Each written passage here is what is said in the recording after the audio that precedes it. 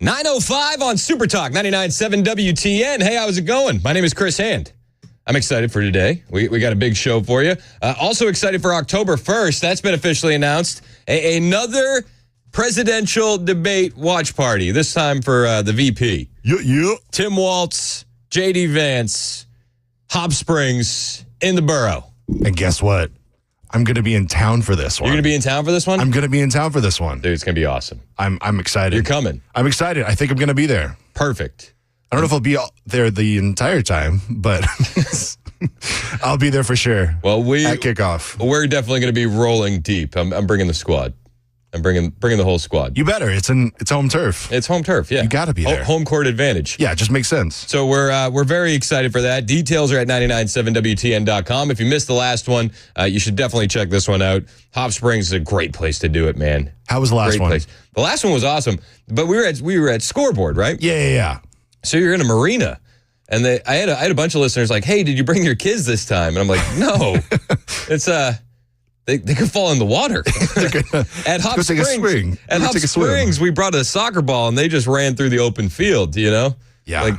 It's a little easier to control. You can't do that at a marina. Yeah. So we'll bring the whole squad. We're looking forward to that. It's going to be an absolute blast. Join us out there October 1st. Brian Wilson will do his whole show there.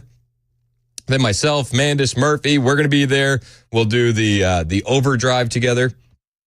And then we'll watch the VP debate.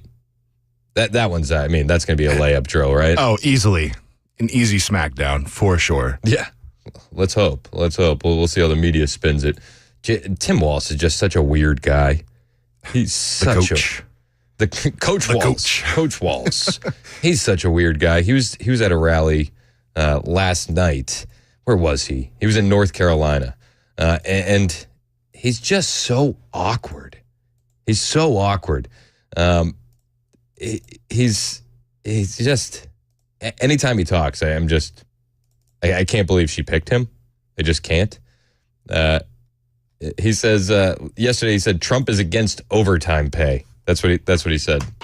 And then he told us that we needed to not have overtime protections for 280,000 North Carolinians. That's $45 million that didn't go into your pockets, but went into the tax cuts for his wealthy buddies. Oh, yeah, his wealthy buddies. This is just the same attack. Donald Trump is rich, by the way. Did you know that? Ooh, what an evil billionaire. Also, no mention of the fact that Donald Trump has pledged to take away taxes on overtime pay, which is just a huge announcement that he made last week, which will, help people actually want to work overtime. It's going to help the workers. It's going to help the business owners. Donald Trump, he's against overtime. Okay. And then, he took some time to list out all the things that Kamala has going for her. Let's go down a list a little bit of what she's going to do. Let's run them off here. If you're hoping to buy a home someday, which all of us want to, she's going to help make it more affordable. Allegedly. Yeah. Wasn't it Kamala and Biden that made it unaffordable to buy a home? So don't worry, she'll fix what she broke. If you're getting squeezed on grocery prices, prescription drugs, she's going to make sure we take on the price gougers and Big Pharma. Again, I just want to point out, inflation was around 2% when you guys got in, went up to 9%. The grocery in-store prices are a direct result of the Biden-Harris policies. And, the take on Big Pharma, every time they say this, it blows my mind. You guys mandated a vaccine for people to work. You fired military members that didn't want to take this experimental vaccine. We're going to take on Big Pharma. Every time they say that, I'm just like, what? What are you talking about? We're going to take them on? You enabled them. You were Big Pharma enablers, Harris and Biden. It's going to be a winter of death for the unvaccinated. Still waiting. Still waiting. I don't know anybody that regrets not getting the pokey poke. You know what I mean? But, okay. We're going to take on Big Pharma. And if you have an idea, you want to start your own small business, she's going to make sure that the tax credit on that, we cut through the red tape, give you help on the front end to let you achieve the dream that you want to. It's just empty promises and lies over and over and over again from Harris Walz. And they've been running this new play. I don't know if you've seen this. The middle class family. We're middle class guys. We're just like you. We're just like you. Growing up in that middle class family, she's laid out a plan for an opportunity economy. Yeah, okay. Opportunity economy from a middle-class family. She's got a plan. She's in office now, but the plan can't start until day one if she becomes president. But again, they've been doing this over and over. Pay attention when they speak, because this is like one of the new lines that they're just continuously repeating. The middle class. I'm a middle-class kid. Kamala said it at the debate. She said it during her interview with ABC, the local ABC in Philadelphia, and then she said it again during the National Association of Black Journalists yesterday, which we'll play some of that audio. But they're running this play over and over and over again. Maybe there was some focus group that said it was a good idea. But listen, so this is Harris saying it at the debate, then saying it at the during her interview in Philadelphia, and saying it at the National Association of Black Journalists. So I was raised as a middle-class kid. I grew up a middle-class kid. I believe in the ambition, the aspirations, the dreams of the American people. You know, we have ambitions and aspirations and dreams. The ambition, the aspiration, the dream. I started my career as a prosecutor. I was a career prosecutor for most of my career. Having a background as a prosecutor, I intend to create an opportunity economy. Developing and creating an opportunity economy. What I imagine and believe and call an opportunity economy. Middle class opportunity economy. This is the new talking point that we're going to be burdened with as we move forward in this presidential campaign. Get ready to hear that a lot. Somebody told them it sounds good, so they're going to continue repeating it ad nauseum. You know, as soon as we get sick of hearing it, don't worry. The Democrats are just getting used to it, and then all the liberals that you know in your life will be repeating the same thing. Who do you want to choose? The evil billionaire or the middle class kid? Okay, all right. I mean, that's all right. Tim Walz, also in North Carolina yesterday, said we can't afford 4 more years of this guy. You heard it here, and each of you know it. We can't afford 4 more years of this guy. Can't afford 4 more years of this guy. You guys have been in power for 12 of the last 16 years. Donald Trump is not the president right now. And with their economy, I can't afford anything anyways. Yeah, we can't afford anything. Anything. It's just lie after lie, joke after joke. This is what we're dealing with. This is what we're dealing with. On the other side of the country, in California, Gavin Newsom has signed a new bill into law. Have you heard about this? He signed an AI-related bill regulating deepfakes, as he puts it. He signed this on Monday. He was at some event, and he's like making a big deal out of making it essentially illegal, if you will, to do these AI deepfakes. Cheap fakes, if you will. It's the law does make an exception for satire, but guess what? The state decides which content is satire. But Gavin Newsom made a big deal signing this yesterday. There are a lot of deepfakes out there. There's not a lot of disclosure. There's not a lot of labeling. So among the many AI bills that are on the desk are 3 specific election-related bills. Do you want to sign some laws? And he pulls the paper out of his pocket to sign it in front of everyone. The politician, unless they're going to do something for you. There's 2 are signed, and 3 are signed. And this is now official. That is now injunctive relief if you do any of those deepfake election misrepresentations. So that's how easy it is to govern. That's how easy it is to govern, says Gavin Newsom. That's how easy it is. Now, in this bill, it says, as used in this section, materially deceptive audio or visual media means an image or audio or video recording of a candidate's appearance, speech, or conduct that has been intentionally manipulated in a manner such that both of the following conditions are met. The image or audio or video recording would falsely appear to be a reasonable person to be authentic. The image or audio or video recording would cause a reasonable person to have a fundamentally different understanding or impression of the expressive content of the image or audio or video recording than that person would have if the person were hearing or seeing the unaltered original version of the image or audio or video recording. You know, kind of like when they cut off the line in the Charlottesville line where he says, "I'm not talking about the neo-Nazis," you know, when they deceptively edit that. But he says the provisions of this section are severable. If any provision of this section or its application is held invalid, that invalidity shall not affect other provisions or applications that can be given effect without the invalid provision or application. So they're giving room for satire, but the state gets to decide what is satire. But he signed this bill because he was upset about funny memes going viral.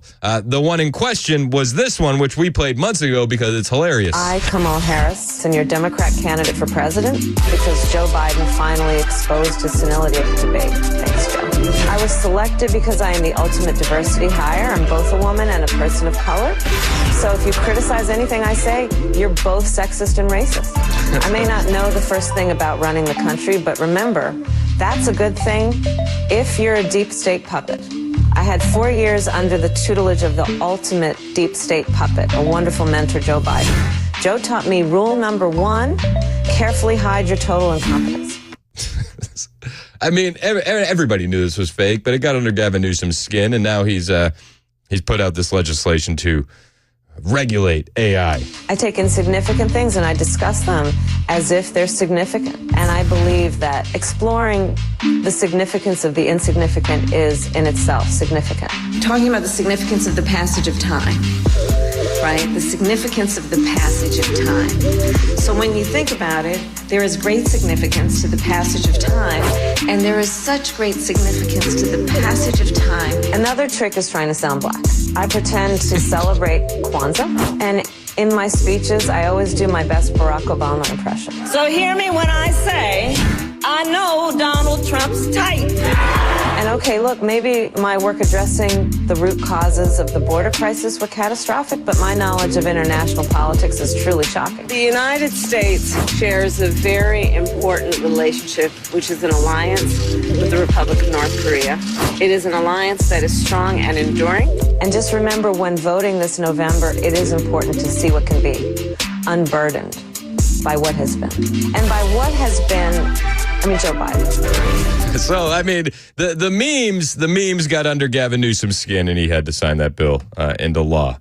So that way he can punish you for pushing election misinformation via AI. That's what they've been doing in California. That's nice. That's nice. I'd point out we don't really need the AI to make fun of Kamala Harris. I mean, we can just listen to her talk.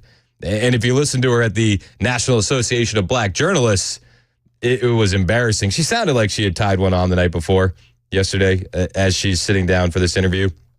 And it was such a different interview than what Donald Trump got at the National Association of Black Journalists. You know, Donald Trump walks into an ambush, an absolute ambush. Sir, you say racist things. You're an absolute bigot. You're completely evil. Your thoughts. On the flip side, Kamala Harris, they go, you're bringing a lot of joy into your campaign. Tell us about that. Tell us about the joy. It just wasn't the same interview at all. And even when they asked her real questions, she did her two-step around it as best she could. And she tried to sell herself. She said, you know, we inherited a mess, and we've done such a good job. 4 years ago, when we came in during the worst unemployment since the Great Depression. We came in during the worst public health epidemic in centuries. We came in after the worst attack on our democracy since the Civil War. Oh my gosh. J6, COVID, it was unemployment, you know, but then she'll take credit for all the bounce back jobs. She will, and she hides from inflation as best she can, because when they came in, again, it was hovering at 2%, and then it went upwards to 9%. And a lot of it due in large part to the mismanagement by the former president as it relates to COVID and obviously January 6th. And we had then a lot of work to do to clean up a mess. As of today, we have created over 16 million new jobs, over 800,000 new manufacturing jobs. We have the lowest black unemployment rate in generations. We have invested in small businesses, and they're to the benefit of many people, but including black small businesses, some of the highest rate of creation of new black small businesses in years. Yeah, she avoids talking about any of the small businesses that have had to close their doors because of the inflation that they've caused. She ignores a lot of facts. That's what she does, and she dances around it. That's Kamala Harris for you. But J6, guys, come on. J6, right? She also goes in on the president's rhetoric. She's asked if she feels safe under Secret Service protection, and I'll bring you all those answers on the way. It's Super Talk 99.7 WTN. My name is Chris Hand, and I got to tell you about my friends at United Structural Systems. I know the guys at USS. Hardworking guys, proud of the work they do. In fact, they're so proud of the work they do that when they come in and do a job for you, they'll leave behind a warranty that is good for life. Even if you leave the home, the warranty will stay. How many guys do that? The guys at USS do it because they're confident in what they do. If you need waterproofing work after the rain that we've gotten, and you see it in your crawl space, you see it in your basement, you got standing water or wet basement walls, cracks in your basement floors, that's your house trying to tell you something. And the guys at USS are fluent in-house. They can come in, diagnose the problem for you, and come up with a custom solution. Maybe it's crawl space encapsulation. Maybe you need some mold remediation. They do it all at USS, and they have 25,000 satisfied customers to back them up. Call USS today to take a look at what is going on with your house, whether it's cracks in your foundation or water in your crawl space. 615-488-7855, 615-488-7855, online at USSTN.com. The guaranteed offer is the easiest way to sell your home. It's really simple. We bring you an all-cash offer. You close in as little as 21 days. No home inspections, no lockboxes, no open houses. Go to markspain.com to get a guaranteed offer and start packing.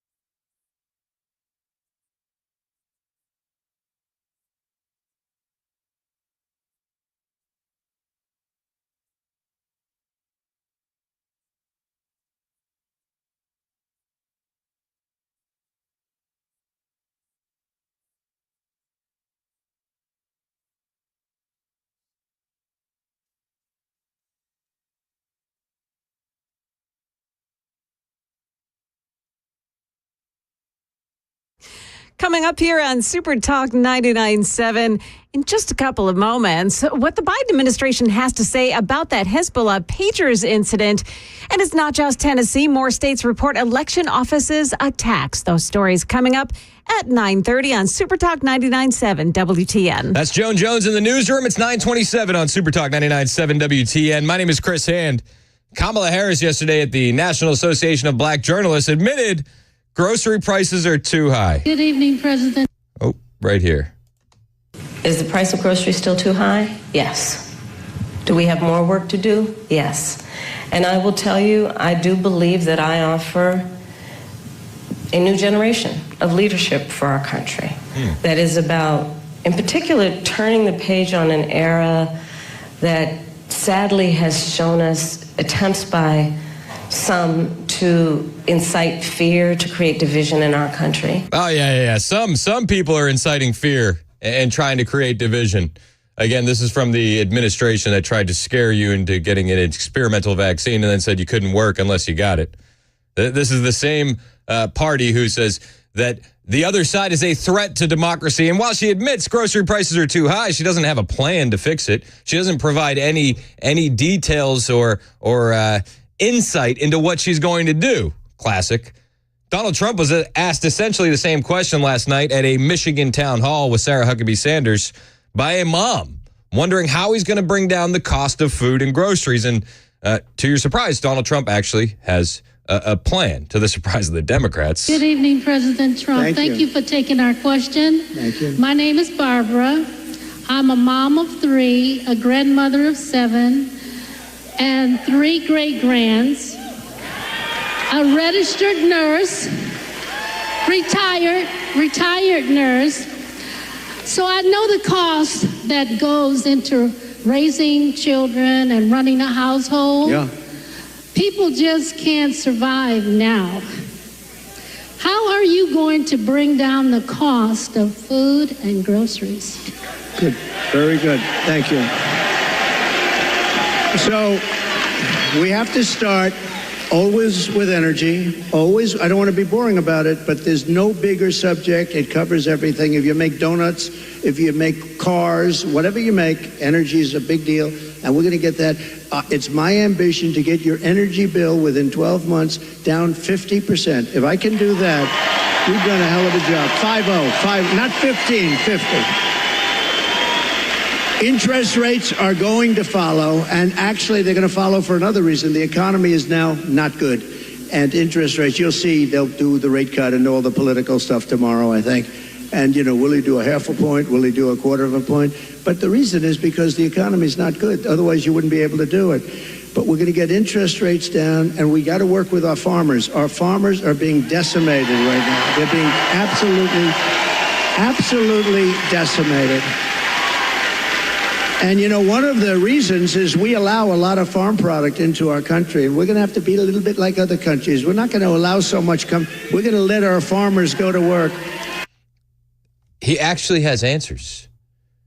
Energy, and let the farmers do the work. I know it's shocking to a Democrat to hear an actual plan as opposed to, whispering sweet nothings into your ear, but Trump actually has a plan. We'll hear more from Donald Trump in Michigan, plus Kamala Harris at the National Association of Black Journalists on the way after the news, which starts right now on Super Talk.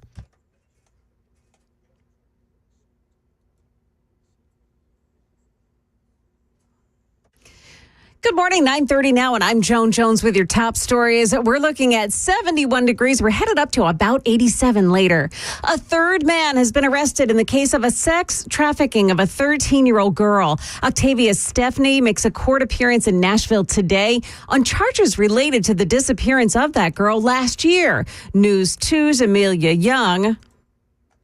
Her Kentucky home on Christmas Eve last year and was never seen again until Metro Police eventually found her here in Nashville about a month later. She was found in the Casey Holmes neighborhood. Still on the run is Wilbert Pollard, who police call a witness.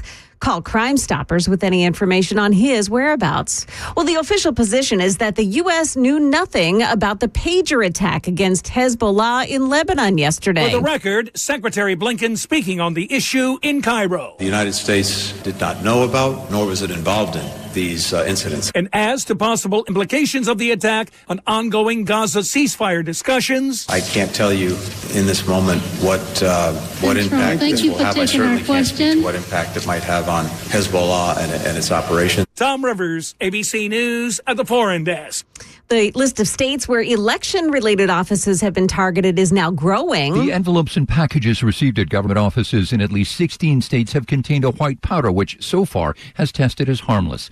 But Colorado Secretary of State Janet Griswold calls it an attempt to intimidate election workers, plain and simple. Threatening them is so disgraceful because all they are doing is their job. Last November, similar envelopes were sent to election offices in 5 states. In 4 of those cases, the FBI said the powder tested positive for fentanyl. Jim Ryan, ABC News. We're expecting the Federal Reserve to cut interest rates today, and ahead of that announcement, the Dow Jones Industrials are down 79. S&P 500 is losing 3, but the NASDAQ is gaining 11 points. That's the latest news. Weather's next. Joan Jones, WTN News. Thank you, Joan. It's 9:33 on Super Talk 99.7 WTN. My name is Chris Hand. I'm here for my friends at Cover Nash and my friend Shane Ring. Grab a pen because you're going to want to write this number down that I give you here in a minute. We are less than a month away from open enrollment starting. And if you have health insurance or if you don't have health insurance, but you want it at a reasonable price, you can find it with Cover Nash. You know, you won't find it with Obamacare where you can only sign up once a year and with their high deductibles and limited network. Cover Nash actually has no limits or deadlines. And if you pay for your own health insurance or if you have a few employees, you could be saving 30 to 60%. All you have to do is go to covernash.com and complete a quote form or call 615-465-0023. That's 615-465-0023. Right now, everybody needs quality health insurance at affordable prices, especially in this economy. You need a quality plan that's managed by you, not the government, and you need to be able to talk to somebody that can break it down for you and knows the ins and outs of the system. That's Shane Ring. That's Cover Nash. Go to covernash.com, complete a quote form, or call 615-465-0023, 615-465-0023, covernash.com.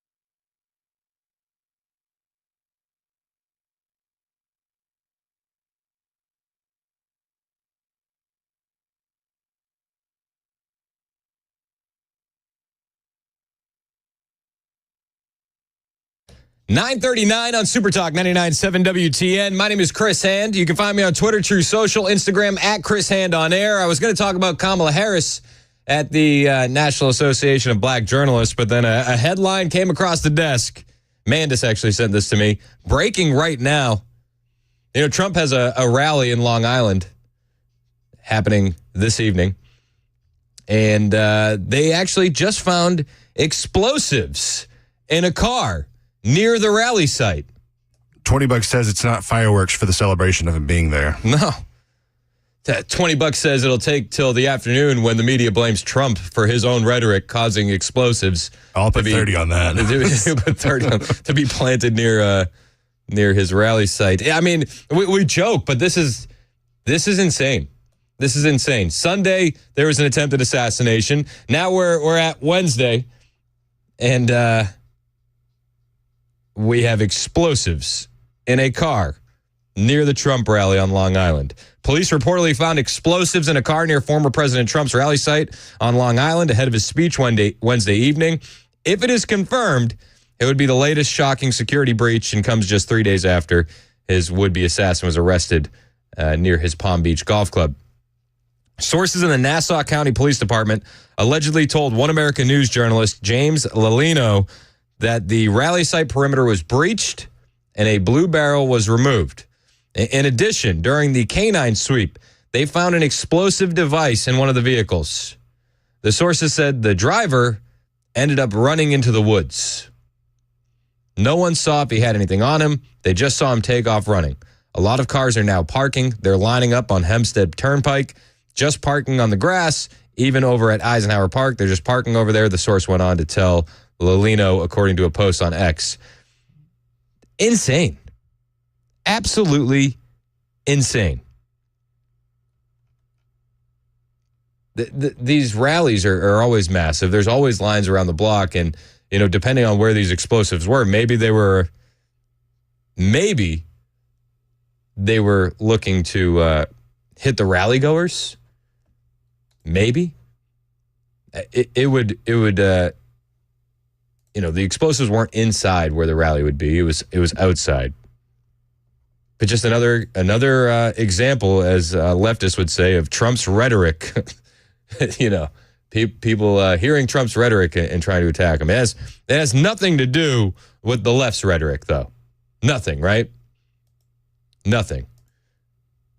It's disgusting that this is happening in our country. But again, cops have found explosives in a car near the Trump rally on Long Island after his second assassination attempt. I wouldn't necessarily call this an assassination attempt. I would call this attempted terrorism, though. 100%. No word yet on if they've found the individual that was running away from the scene, but we'll keep you updated here all day long on Super Talk 99.7 WTN. Again, the sources allegedly said the driver ran into the woods. No one saw if he had anything on him. They just saw him take off running. A lot of cars now parking. They're lining up on Hempstead Turnpike, just parking on the grass. Unreal that we're 3 or 4 days removed from an assassination attempt, and now explosives near a rally. Shout out to Mandis for sending me this story. It's just breaking now. But remember, the assassination attempts and the domestic terrorism would be useless if they didn't think he could win. Right? If they didn't think Donald Trump has a chance of getting back in the White House, they wouldn't be trying to kill him or his supporters. That's how I feel. And I'm sure that's probably how you feel as well. Insane. Absolutely insane. And Kamala Harris was asked yesterday if she still has full faith in the Secret Service. And she responded by saying yes. And then she went back to pushing the rhetoric that is causing a lot of this violence in the country, a lot of these assassination attempts. You know, if you don't believe there's something more nefarious going on and it's just a lunatic lone wolf situation in these assassination attempts, which I think the lack of information that we've gotten in the assassination attempts, I think you're well within your right to think that there could be something more nefarious. But if you're operating from the lone wolf lunatic standpoint, The rhetoric from the left is getting these people going. And Kamala Harris is asked yesterday if she has confidence in the Secret Service, and she says, oh, yes, of course. And then she goes right back to that same insane rhetoric. Do you have full confidence in the Secret Service to protect all of you? I do. You feel safe for you and your family? I do. But, I mean, you can go back to Ohio. Not everybody has Secret Service. And did you hear that? You can go back to Ohio. Not everybody has Secret Service. She's talking about the bomb threats that Ohio Governor Mike DeWine said were complete hoaxes. Complete hoaxes. She's going back to the rhetoric saying that, it's Trump's fault. This is Trump's fault. And there are far too many people in our country right now who are not feeling safe. I mean, I look at Project 2025 and... Again, back to the rhetoric. Project 2025 has been disavowed time after time after time by President Trump. But she's right back on the rhetoric train. I look at, like the Don't Say Gay laws coming out of Florida. Also debunked time and time and time again. She is back to the unhinged leftist rhetoric. Do you feel like you're protected with Secret Service? Oh, I do. But Ohio, Project 2025, Don't Say Gay. Remember that? Don't say gay. Oh, okay. Members of the LGBTQ community don't feel safe right now. Immigrants or people with an immigrant background don't feel safe right now. Women don't feel safe right now. Nobody feels safe right now. It's because Donald Trump has the audacity to talk about issues facing the American people, right? And so, yes, I feel safe. I have Secret Service protection. But that doesn't change my perspective on the importance of fighting for the safety of everybody in our country. Oh yeah, everybody. It's just insane. This woman is insane. The left's rhetoric are causing people to go nuts, absolutely losing their mind, whether it's Trump derangement syndrome or something far more evil with these assassination attempts and now explosives found near the Long Island rally that Donald Trump is going to be holding tonight. It's their rhetoric. 100% their rhetoric. Or, I say 100%, but I do think that there's a small percentage in there that it could be something even darker. But this is what we're up against. Karine Jean-Pierre was asked yesterday by Peter Doocy about the rhetoric. He called her out, rightfully so, saying it has been 2 days since an assassination attempt, and the left is already back to calling Trump a threat. Only 2 days since somebody allegedly tried to kill Donald Trump again. And you're here at the podium in the White House briefing room calling him a threat. How many more assassination attempts on Donald Trump until the president and the vice president and you pick a different word to describe Trump other than threat? Exactly. You can't keep calling this guy a threat to democracy, literally Hitler, a dictator on day one, and expect that no lunatics are going to say, I'm going to be a hero. Did you hear her sigh? Did you hear that? Like, the way she blows this off with just a sigh in the beginning. Like, she's so annoyed to even have to be answering this question. But it's a legitimate question, and the rhetoric being pushed by the left are legitimately putting Donald Trump in danger. And now, with the explosives that are at this rally, it's putting his supporters in danger. And in Butler, Pennsylvania, his supporters were shot. Corey Comprador lost his life. And she has the audacity to open up with a... I'm so annoyed that I even have to answer this question. Peter. And then she talks to him like a child. Peter, if anything from this administration, I actually completely disagree with the premise of your question, the question that you're asking. It is also incredibly dangerous in the way that you're asking it. I only see the danger coming from one side. I'm sorry. I only do. I don't see explosives being planted at a Kamala Harris rally. I don't see Joe Biden and Kamala Harris having to deal with unhinged lunatics trying to take shots at them. I only see the danger coming from one side. And it's the side that keeps calling Trump a threat to democracy, a dictator on day one, promising a bloodbath, pushing all the hoaxes. He's a racist. He's a bigot. He's literally Hitler. This woman, I can't with her. Because American people are watching. And to say that from an administration who has consistently condemned political violence. Consistently condemned political violence. The left has been unhinged since 2015 when it comes to Donald Trump.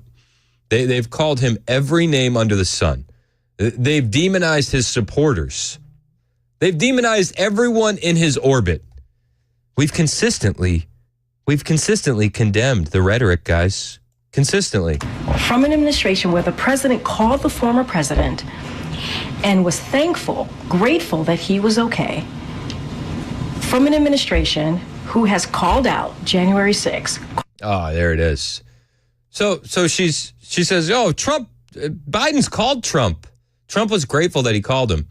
Yeah, and Trump said, I need more protection. And we talked to Jack Posobiec yesterday. The podcast is available on the 99.7 WTN app, on Apple, on Spotify. Posobiec says, listen, they say, we'll get you more. And then they go to Mayorkas, and Mayorkas says, yeah, hard pass. And then in the same answer, she jumps back on the January 6th train. She goes right back to the same unhinged rhetoric. From an administration who has called out January 6th, called out the attack of Paul Pelosi. Oh, Paul Pelosi. Called out and said we need to lower the temperature after the Butler incident. And now for you to make that kind of comment in your question, because your question involved a comment and a statement. And, it is, that is also incredibly dangerous. Incredibly dangerous. Incredibly dangerous. Dangerous for who? Dangerous for who, Karine? That's what I want to know. Dangerous for who? Because, again, I only see the danger ramping up on one side here. And the side I see it ramping up from is the radical elements of the left. That's all I see. It's insane. Absolutely insane. I got more from Karine Jean-Pierre and Ducey. She goes into full whataboutism with Trump's rhetoric, goes in on J6, and this is answering a question with, the question is, you're already calling Trump a threat again. Are you going to tone down the rhetoric? And then she's right back to the rhetoric. Cops finding explosives outside Trump's rally in Long Island. Breaking news. Insane. Your protection is going to be your responsibility. And if you're looking for a place that is going to get you trained up, get you the firearms that you need, talk to my friends at the Glock store, because nobody is going to be able to protect you like you can protect you. But you want to be ready and you want to be trained by professionals. And this is why when I need to purchase a firearm, I'm at the Glock store. When I need to train, I do it at the Glock store.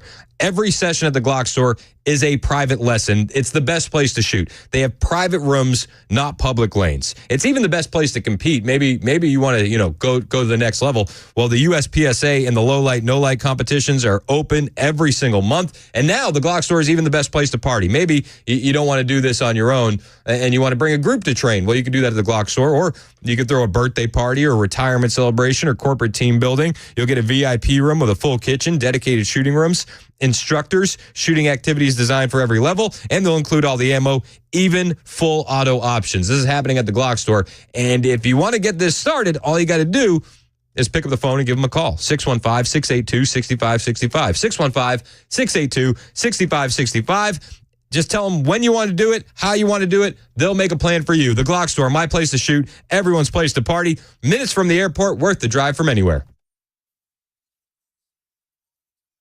Hey, it's Dan Mandis, and I am so glad that California Closets has fixed my closet catastrophe. After exact measuring and planning, they came over and got to work. Yeah, once it was all plotted out on their 3D CAD system, the pieces are measured, cut, and precisely installed into my space. It was clean, fast, and professional, and above all, my new closets look and function great. Now, this was my dormer, and now this is my new dormer thanks to California Closets. Look at all of this added space for shirts and shoes, you name it, and it is cut so precisely, simply amazing. And my old closet that has now been reborn as the ultimate in style and functionability, making the best use of the space that I had. They can work on just about anything: bedrooms, garages, home offices, closets, pantries, and so much more. Find them online, CaliforniaClosets.com, and see what they can do for you. You can schedule a free design consultation. Mention my name, CaliforniaClosets.com.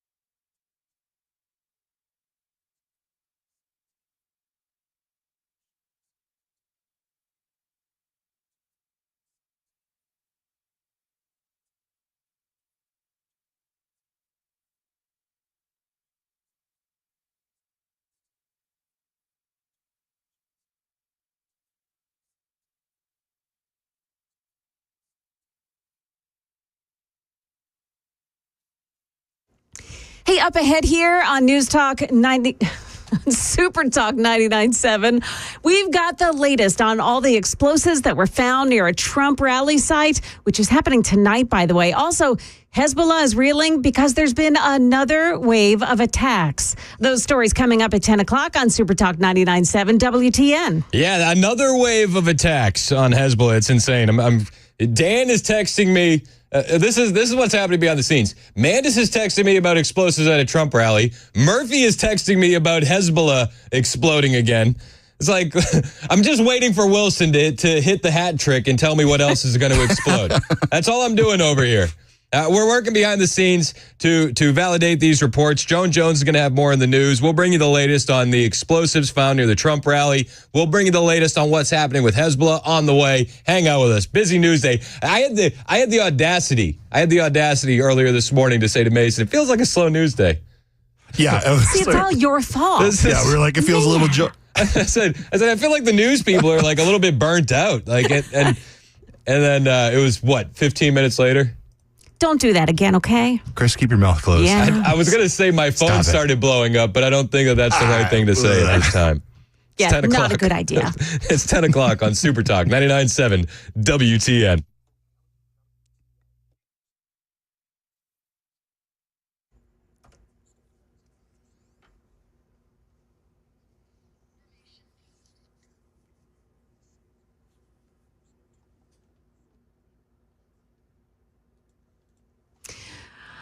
Good morning. It is now 10 o'clock, and I'm Joan Jones with your top stories. We're headed up to about 87. Watch for a full forecast in a couple of moments. Yes, explosives have been found in a car near the Long Island site where President Trump is hosting a speech tonight. Now, Chris has been talking about this, covering the story. Canine search dogs hit on those explosives. They've taken out a blue barrel. The driver was seen running into the woods, but no more information on whether anyone has caught that person. Now, tonight's event is taking place at the Nassau Coliseum, and doors there will open at 3 p.m. for Trumpsters to arrive. But like other rallies, supporters are showing up early to get a seat. We'll keep you updated as we hear more information on the explosives that were found in a car near that Long Island site today. The other big story today, a new round of exploding devices hit Hezbollah in Lebanon. This time, it's walkie-talkies that blew up in another wave of attacks on the terrorist organization, which is still reeling from yesterday's pager explosions. And ABC News is reporting that, yes, Israel is behind the pager explosions that killed 9 and injured some 2,800 people. A number of those patients who are in the hospital, they are in critical condition. The American University Hospital is operating at full capacity, and we are also told that it's a similar situation that's unfolding at numerous hospitals, not only here in Beirut, but also in southern Lebanon. So we're talking about 3,000 injuries, many of them very serious, people who have suffered critical burns, also amputations, and serious facial injuries. That's ABC correspondent Marcus Moore. A federal judge has released a woman accused of cyber-stalking her former school, Nashville's Christ Presbyterian Academy, in March. Mackenzie McClure is a woman who now identifies as a man. She left a voicemail referencing a Marvel movie in which a character returns to an orphanage to kill the abusive headmaster. Well, Judge Chip Frensley said yesterday he is satisfied that McClure has received care at an East Tennessee mental health facility and is now taking medicine. Well, the Red Frogs are getting a permanent gig in Nashville. They'll be posted at Lower Broadway every Friday night starting this week. The group came into focus after college student Riley Strain fell into the Cumberland River and drowned. Red Frog volunteers provide a place for partiers to sober up and charge their phones after a night on the town. That's the latest news. Weather's coming up. I'm Joan Jones, WTN News. The guaranteed offer is the easiest way to sell your home. It's really simple. We bring you an all-cash offer. You close in as little as 21 days. No home inspections, no lock boxes, no open houses. Go to markspain.com to get a guaranteed offer and start packing.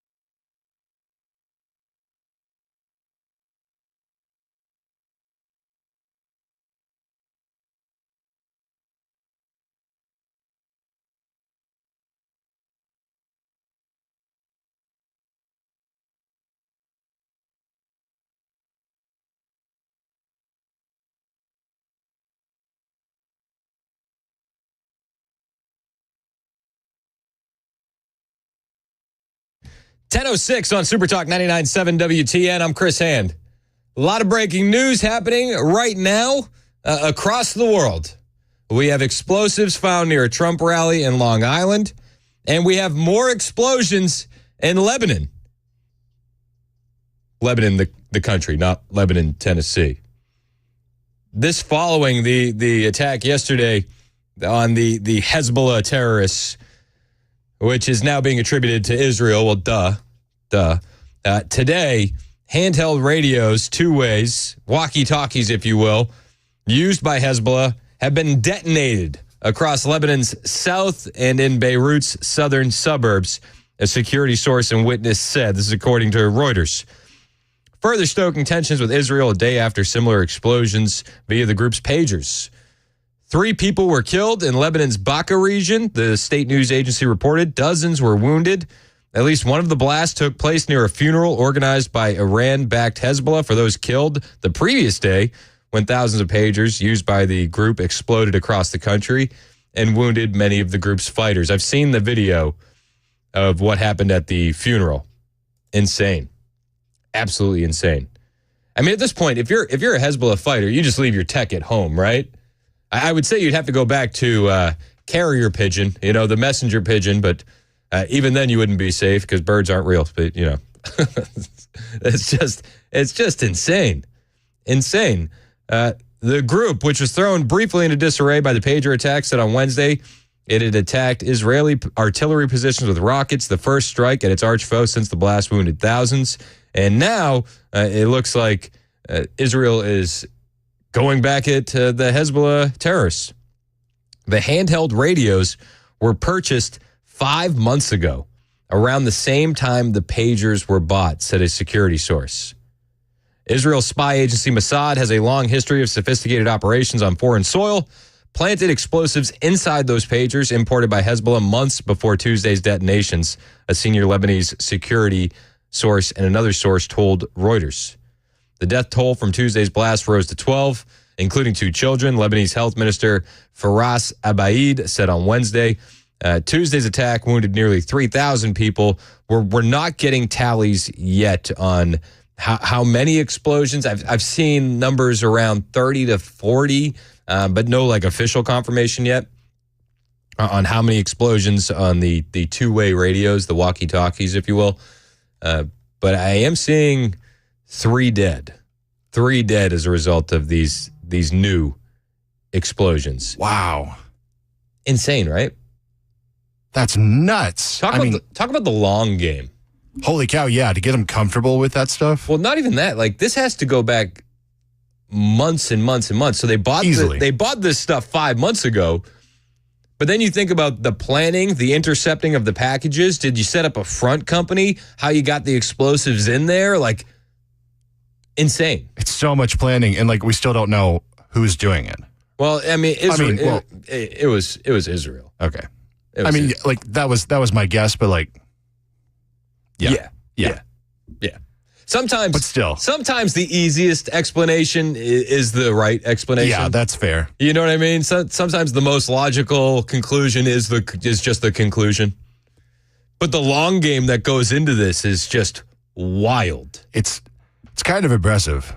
It is very impressive, and it raises a lot of worries actually globally with what's happening. I saw a story in Breitbart about the pagers and how it puts a light on Chinese electric vehicles and how they could be weaponized by Beijing.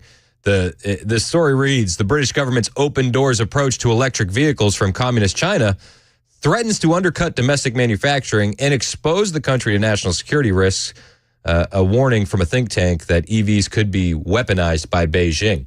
I mean, listen, I wouldn't say that EVs in particular could be weaponized by Beijing. Any car could be hacked. We've seen that countless times. The kids at MIT do that for fun. There's so many computer components in your car now that it's so easy to hack. So easy. But a report from the China Strategic Risks Institute is warning that the growing market share and dependency on Chinese-made electric vehicles in Britain presents both economic and security risks to the United Kingdom. The report noted that the UK's domestic car industry is responsible for 198,000 jobs, 2.5% of the country's entire GDP. But communist China is got some subsidization of its burgeoning EV sector, producing 5 to 10 million cheaply produced cars per year.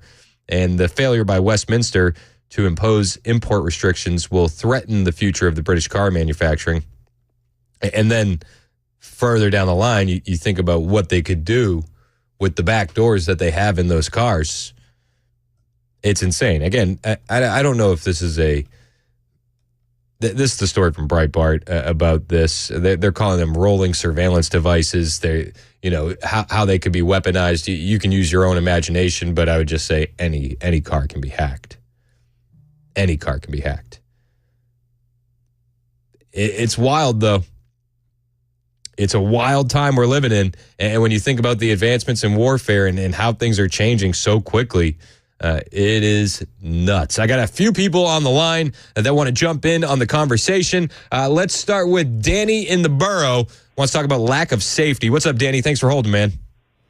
Happy to do it, guys. Good to talk to you again, sir. Just kind of trying to connect a few dots here with the multiple assassination attempts and political violence that's facing not only President Trump, but now obviously his supporters, as those explosives would not have been solely targeted towards President Trump. Yep. But when you look at how tight this race is, and you look at all of the polls that are out that are measuring this race in any meaningful way, basically every single one, except for some wild outliers, are well within the margin of error. Then you add to that the fact that the overwhelming majority of these polls are oversampling Democrats to the tune of almost 4 points. Mm-hmm. The polls look pretty darn good for Donald Trump. And I know for a fact, and I think most people that are involved in politics would echo the same sentiment, that for the last 20 years, if not longer, the political left in America have used polls and polling data to shape the American thought process rather than show the American thought process. Yep, I agree with that. I can't help but think that people that know what is actually going on and people that are really seeing the internal data know how much trouble Kamala Harris is in meaningful swing states and the 4 or 5 states that are going to truly decide this election in the Electoral College. This seems far too close together, far too coordinated, and far too nuanced to just be lone wolf actors that are not reacting to the violent rhetoric from the left. And how dare Karine Jean-Pierre try to flip the script and gaslight the American people into thinking that it's the right that has been politically violent? Seriously. There was only one person killed on January 6th, and it was a Trump-supporting conservative. Yeah. We are just barely a few years away from congressional Republicans being attacked and shot by an insane leftist at a baseball practice, a fun game that was supposed to unite people. Not to mention it's insane leftists that are trying to shoot President Trump, an insane leftist that did shoot President Trump, and one whose circumstances are more and more murky the further you dive into this. It is not out of the realm of possibility, and I would argue that it seems almost plausible that the left is so terrified of how this election is going to pan out that they are activating violent people within the dregs and the drolls of the political landscape in America to try and take out Trump the only way that they know how. And we have to be, just like the last time I called, constant, never-ceasing vigilance is the only thing that is going to keep America safe and is going to keep President Trump safe and is going to win us this election. It has gotten so violent, so just full of lies and disgusting rhetoric from the left specifically. I would argue that it's not even rhetoric that Trump is throwing out there.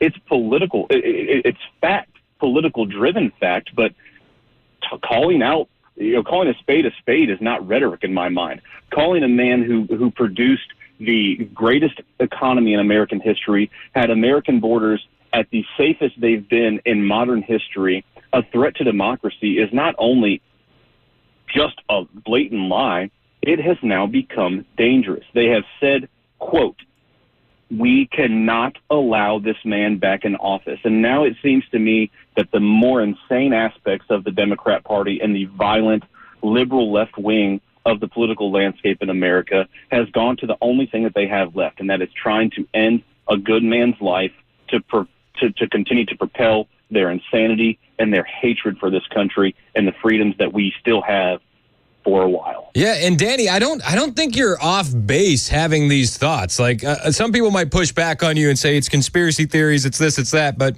the lack of information that we get from the FBI, the lack of information that we get from DOJ, the blatant security failures, and it leads to that speculation. This is one of the reasons why I'm so glad that DeSantis is taking over the investigation in Florida with the second assassination attempt. You know, DeSantis going on TV and saying it makes no sense to have the FBI or the DOJ, these agencies that are prosecuting Trump, investigating his assassination attempts, it makes the most sense.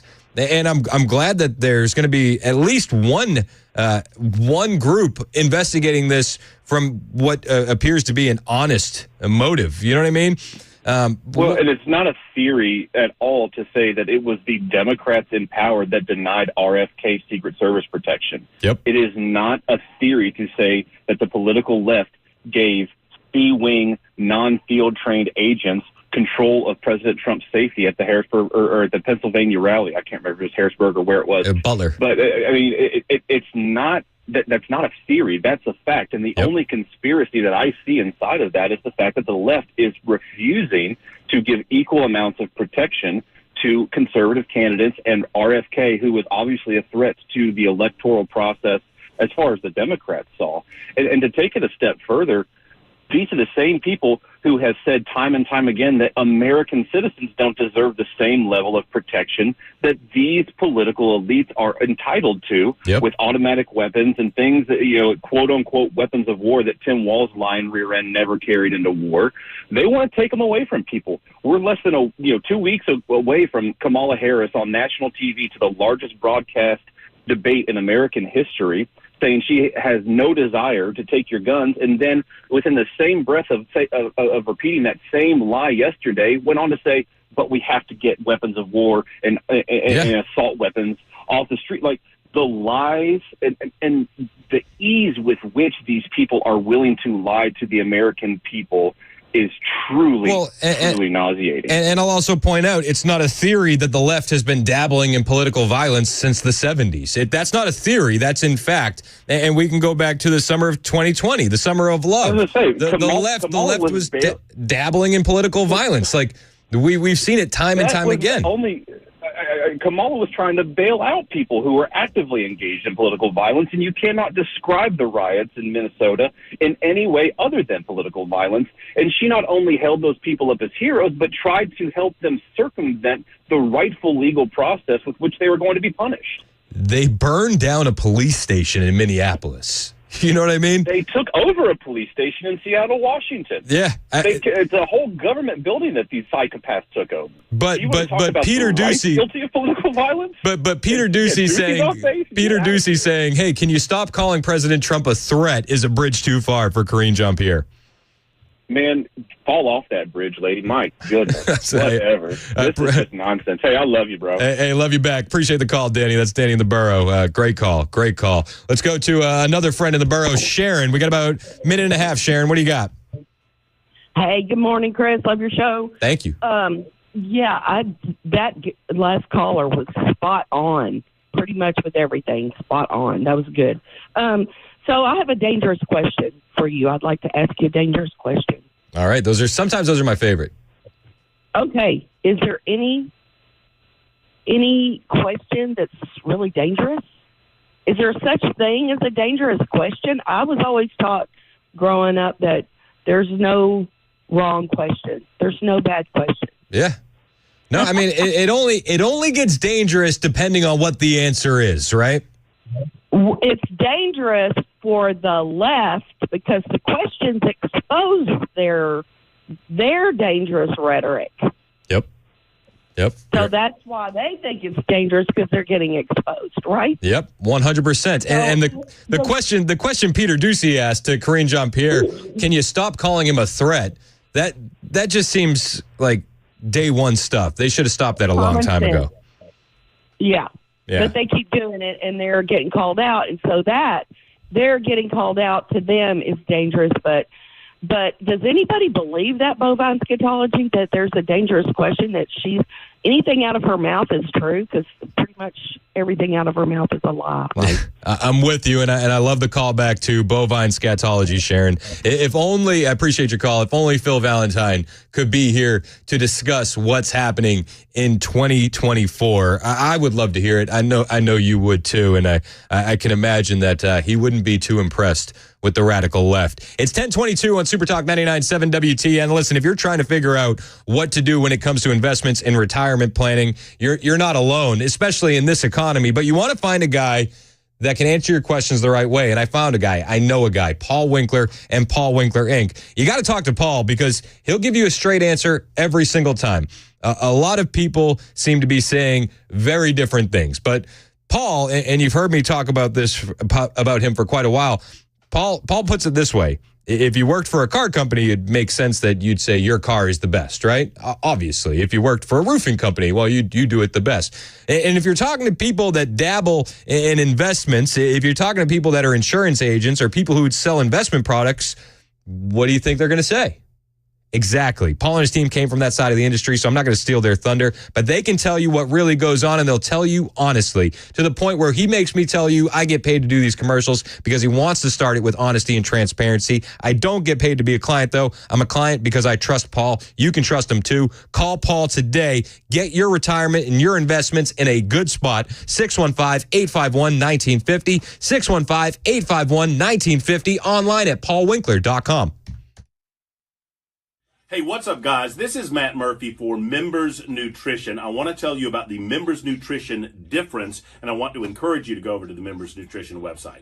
Number one, they believe at Members Nutrition that they can sell vitamins and supplements at a lower cost point, and they're doing it every single day at membersnutrition.com. Number two, they want to make these products right here in the United States of America, not from some overseas company, and they do that every single day. I encourage you to go to membersnutrition.com. You'll get 50% off your purchase price at checkout. You don't have to put in any codes. Just go to membersnutrition.com. Once again, membersnutrition.com.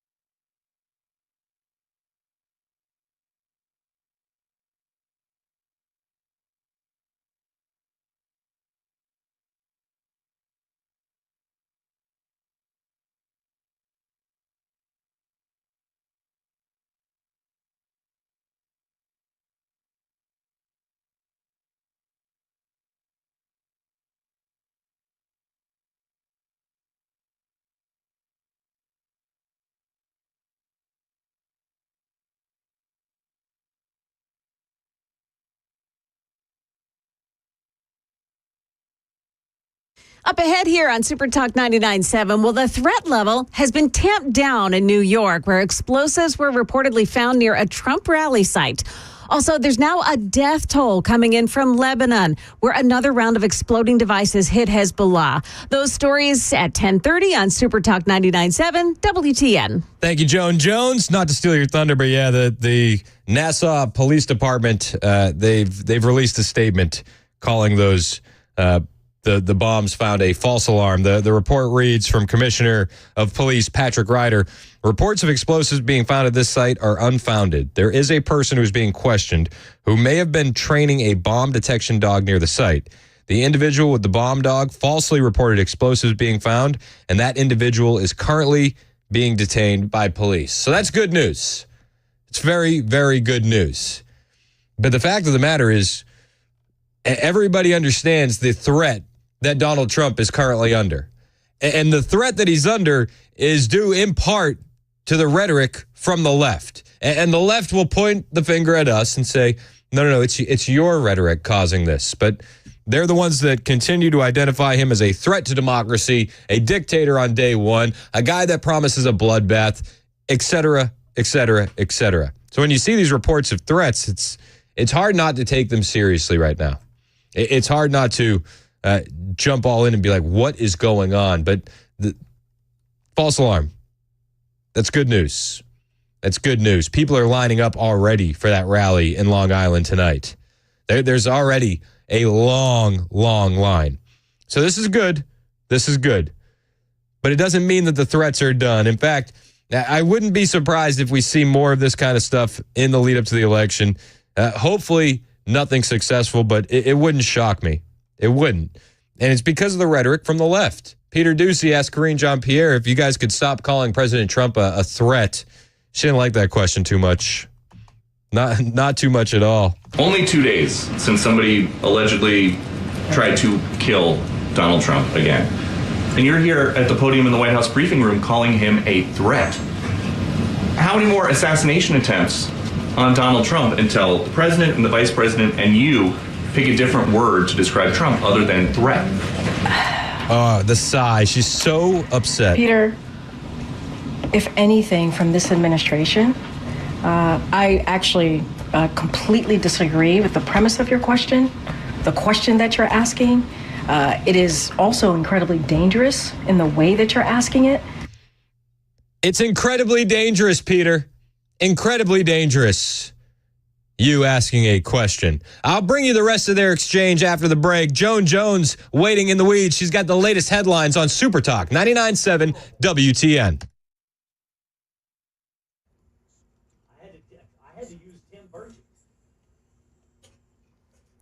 Good morning, 10:30 now, and I'm Joan Jones with your top stories. Yep, we are headed up to 87 degrees. Stick around for the forecast in a few minutes.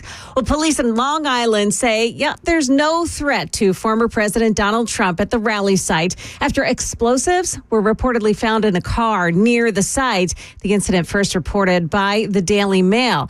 Now, a spokesperson for the Nassau County Police Department said, yes, there was a suspicious occurrence this morning as people were gathering for the Donald Trump rally near the Nassau Coliseum, but there is no validity to a report that there was an explosive device found.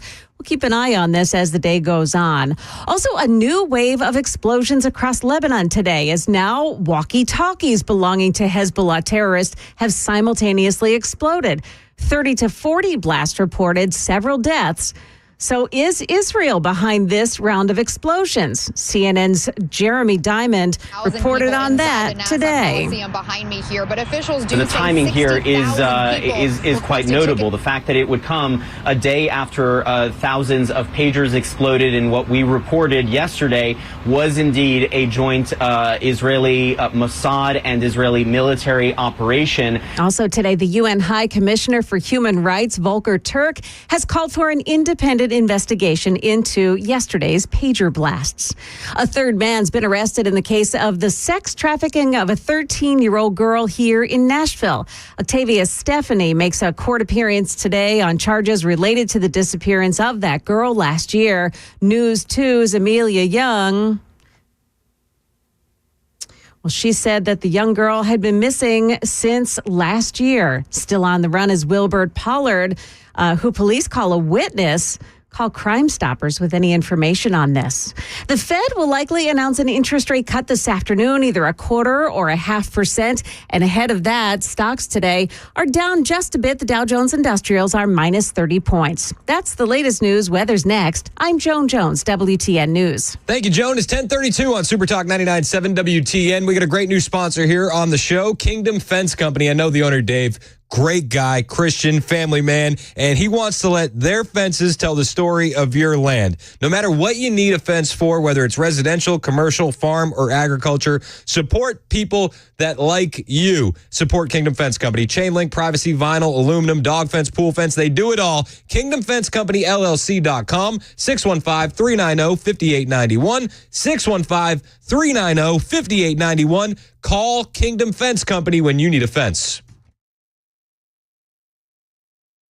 Hey, it's Dan Mandis, and I am so glad that California Closets has fixed my closet catastrophe. After exact measuring and planning, they came over and got to work. Yeah, once it was all plotted out on their 3D CAD system, the pieces are measured, cut, and precisely installed into my space. It was clean, fast, and professional, and above all, my new closets look and function great. Now, this was my dormer, and now this is my new dormer thanks to California Closets. Look at all of this added space for shirts and shoes, you name it, and it is cut so precisely, simply amazing. And my old closet that has now been reborn as the ultimate in style and functionability, making the best use of the space that I had. They can work on just about anything: bedrooms, garages, home offices, closets, pantries, and so much more.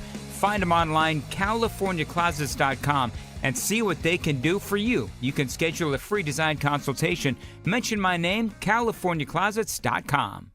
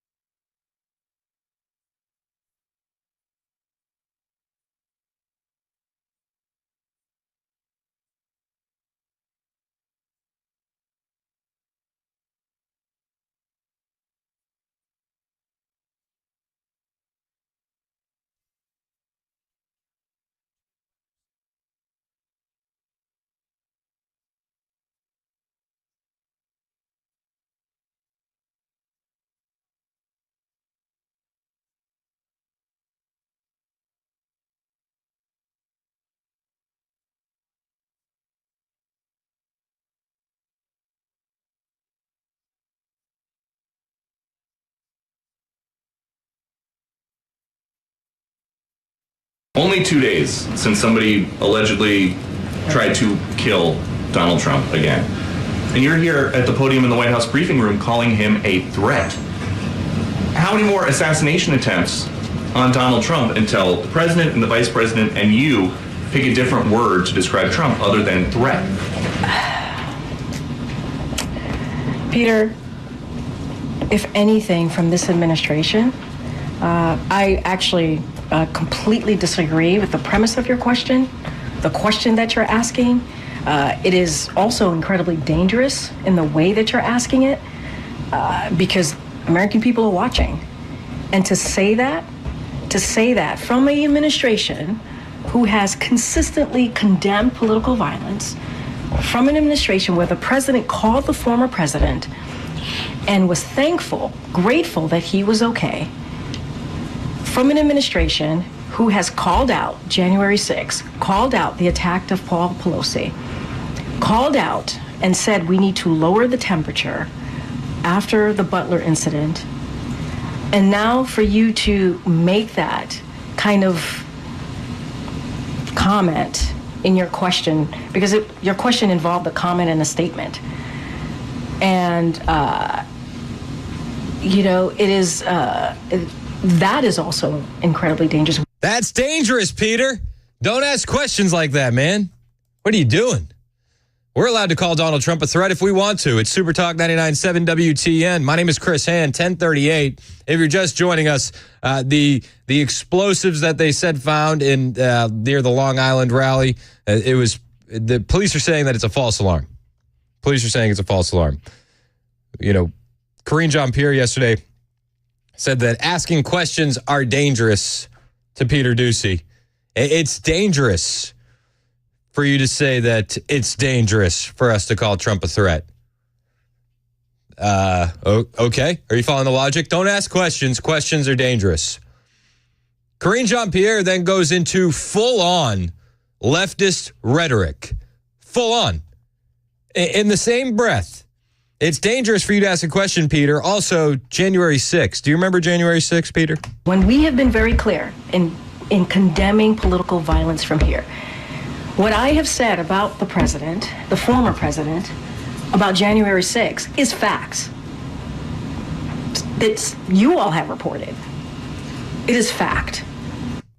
January 6th is fact. January 6th is fact. Karine Jean-Pierre, everybody. Okay.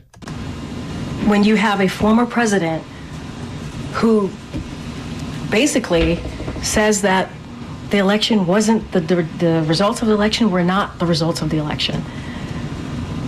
When dozens of more than 60 Republican judges said that it was a free and fair election. Yeah, okay. 51 former intelligence agents also told us that the Hunter Biden laptop was Russian disinformation. Okay. That would have changed the course of the election, would it not? I think so. If there wasn't a pandemic happening, that would have changed the course of the election, right? More than 60 said it was indeed a free and fair election. You had more than 2,000 people who were told to go to the Capitol. It was one of the darkest days of our democracy. One of the darkest days. There were people law enforcement officers who died because of what happened at the Capitol. She's obviously peddling misinformation. No police officers died at the Capitol that day. She's talking about one police officer who went home and then later had a stroke. I wouldn't necessarily call that related. There was only one person that died on January 6th, an unarmed Trump supporter by the name of Ashley Babbitt. She was a veteran, by the way, shot by a Capitol police officer. Donald Trump, yeah, he invited his supporters to come down to the Capitol to patriotically and peacefully let their voices be heard. And when violence broke out because of nefarious actors, you do your research on who you think that's attributed to, but because of nefarious actors, Donald Trump posted a video on Twitter, said, you have to go home. We have to be the party of law and order. You have to go home. But Karine Jean-Pierre can't help herself. She has to peddle in misinformation and disinformation, right? She's against all of that unless it helps their side. And she continues pushing January 6th while saying that they denounce political violence and saying that it's okay that they call Donald Trump a threat. And they were there because the former president told them to go there. I mean, I don't know if that's not a threat in our democracy when it was one of the darkest days of our democracy, January 6th, one of the darkest days. And so we have been very clear from here. Now, we can have a disagreement on policies. We can, on issues. That is what we should do. It is important to have those disagreements. It is welcome to have those disagreements on the economy, on healthcare, on foreign policy. But when you start bringing political rhetoric, that is not okay. And that's what you've heard from us, too. You've heard of differences on policies. I love how she says, you can't bring political rhetoric into this, Peter. What are you doing? January 6th was one of the darkest days in our country. What? That's political rhetoric, if I've ever heard political rhetoric. You can't do that, Peter. You can't. They went to the Capitol because of Trump. We don't do political rhetoric. January 6th was one of the darkest days in American history. We don't do that kind of stuff. This woman. But to your point, there are people watching at home who might miss the part where you say, let's lower the temperature, and there are mentally unstable people who are attempting to kill political candidates, attempting to kill Donald Trump, and they are still hearing this White House refer to him as a threat. Is there no concern that people are taking that literally? We're using examples. Oh. We're not just saying that just to say it. January 6th, Peter. January 6th. Wait, January 6th. Okay, all right. How many times do we have to? January 6th, 2021. We don't do political rhetoric from the podium, says Karine Jean-Pierre. January 6th, Peter. January 6th. Wait, January 6th. How many times do we have to? January 6th, 2021. Leave the political rhetoric at home, Pete. What? This woman's insane. Also, Peter Doocy is definitely he's in on the lone wolf lunatic theory. The lack of information leads to speculation. Murphy always says that. I love that line. But let's be honest. We have there's technology out there that can make pagers and walkie-talkies explode. But our intelligence agencies had no idea there were a couple assassins targeting Trump, right? Okay, maybe that's a better question for a different day. January 6th. Ah, that's right. Yeah, it's always our side's fault. Got it. She keeps going on January 6th too, while trying to tell Peter Doocy that this podium is not a place for rhetoric, and that they call Donald Trump a threat because of January 6th. That is a fact. What was reported that happened on that day by some of your colleagues. I mean, and we have at the same time denounced political violence over and over, political rhetoric over and over again. But I know your focus has to be on this side of the house. It can't be on your side of the house. I get that. But we also have to be careful on how you're asking me these questions. People are watching, and is what you are saying about us raising political violent rhetoric, however you just formulated it, this is an administration that has denounced and condemned any type of political rhetoric or violence. It is the reason why this president decided to run in 2020. We condemn violence and political rhetoric. It's the reason why this president decided to run in 2020. She's referencing the Charlottesville hoax right at the end there. We don't do political rhetoric. That's why Joe Biden ran, because Donald Trump is an evil racist. That's what she's implying. She doesn't do political rhetoric, Peter Doocy. Now let me finish with my political rhetoric, please. And that's all they get. That's all we get from the left is political rhetoric. Even yesterday, Kamala Harris at the National Association of Black Journalists, she had a much nicer interview than Donald Trump had with them, because they weren't waiting to ambush her. But she says they ask her if she had full confidence in the Secret Service. And she says, oh, yeah. By the way. And then she throws up a bunch of political rhetoric. Do you have full confidence in the Secret Service to protect all of you? I do. You feel safe for you and your family? I do. But, I mean, you can go back to Ohio. Oh. Not everybody has Secret Service. She's referencing the bomb threats in Ohio. The bomb threats that the Ohio governor, Mike DeWine, who I'm not a huge fan of this guy. I think he's a bit of a soy boy. But the Ohio governor, Republican, Mike DeWine, was on TV just a couple days ago doing a presser saying every single one of those bomb threats were hoaxes. At least 33 separate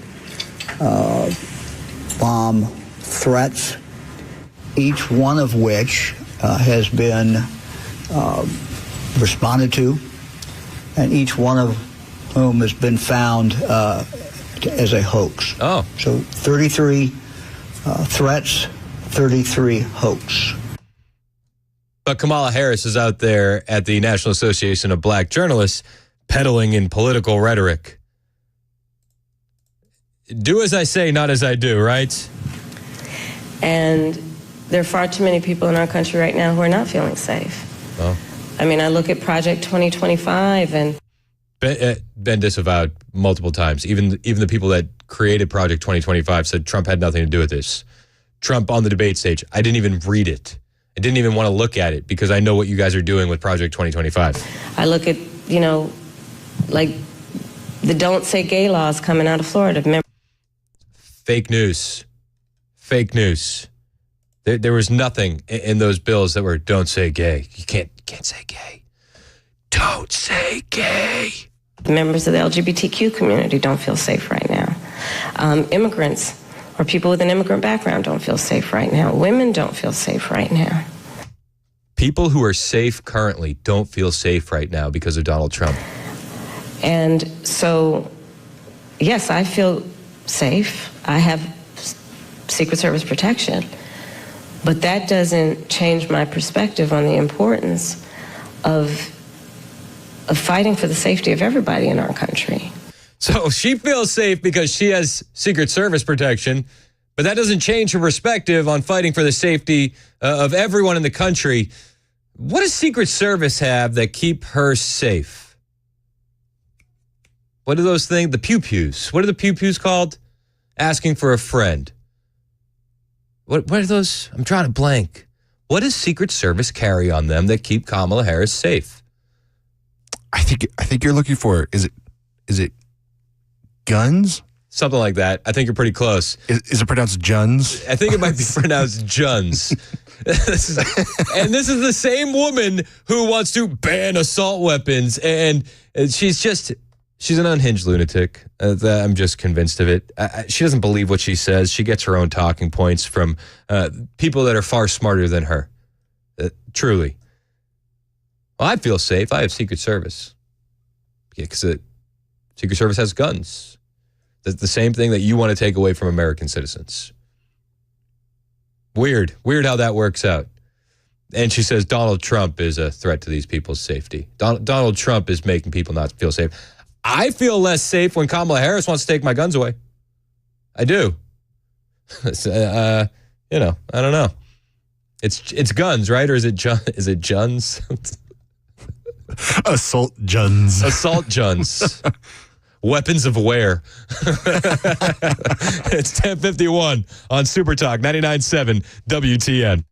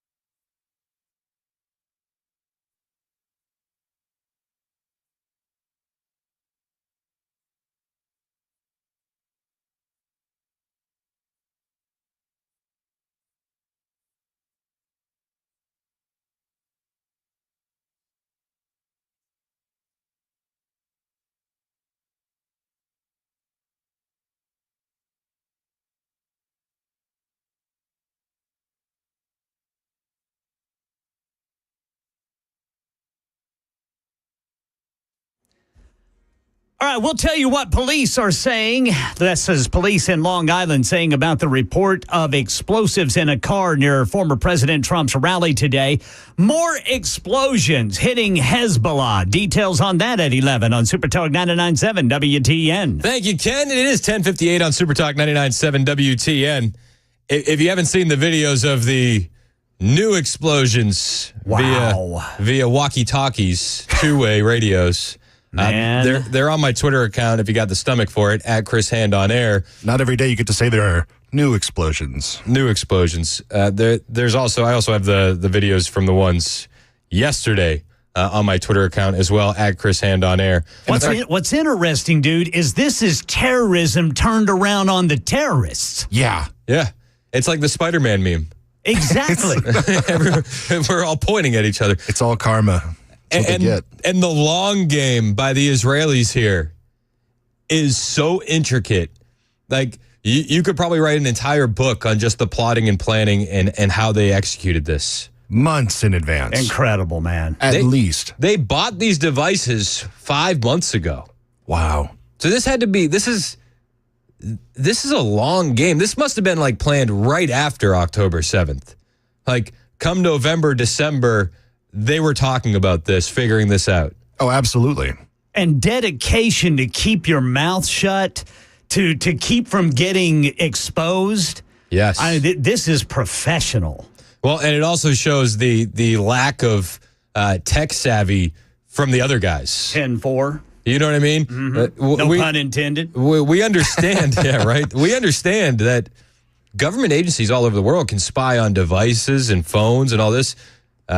It doesn't look like Hezbollah has those capabilities. No, absolutely not. And forcing him to go back to something that we would almost consider not archaic, but it is an old form of technology for sure. And the fact that it bit him in the side real hard is wow. It bit him in the side, all right. If you haven't seen the videos, again, they're on my Twitter account, at Chris Hand on Air.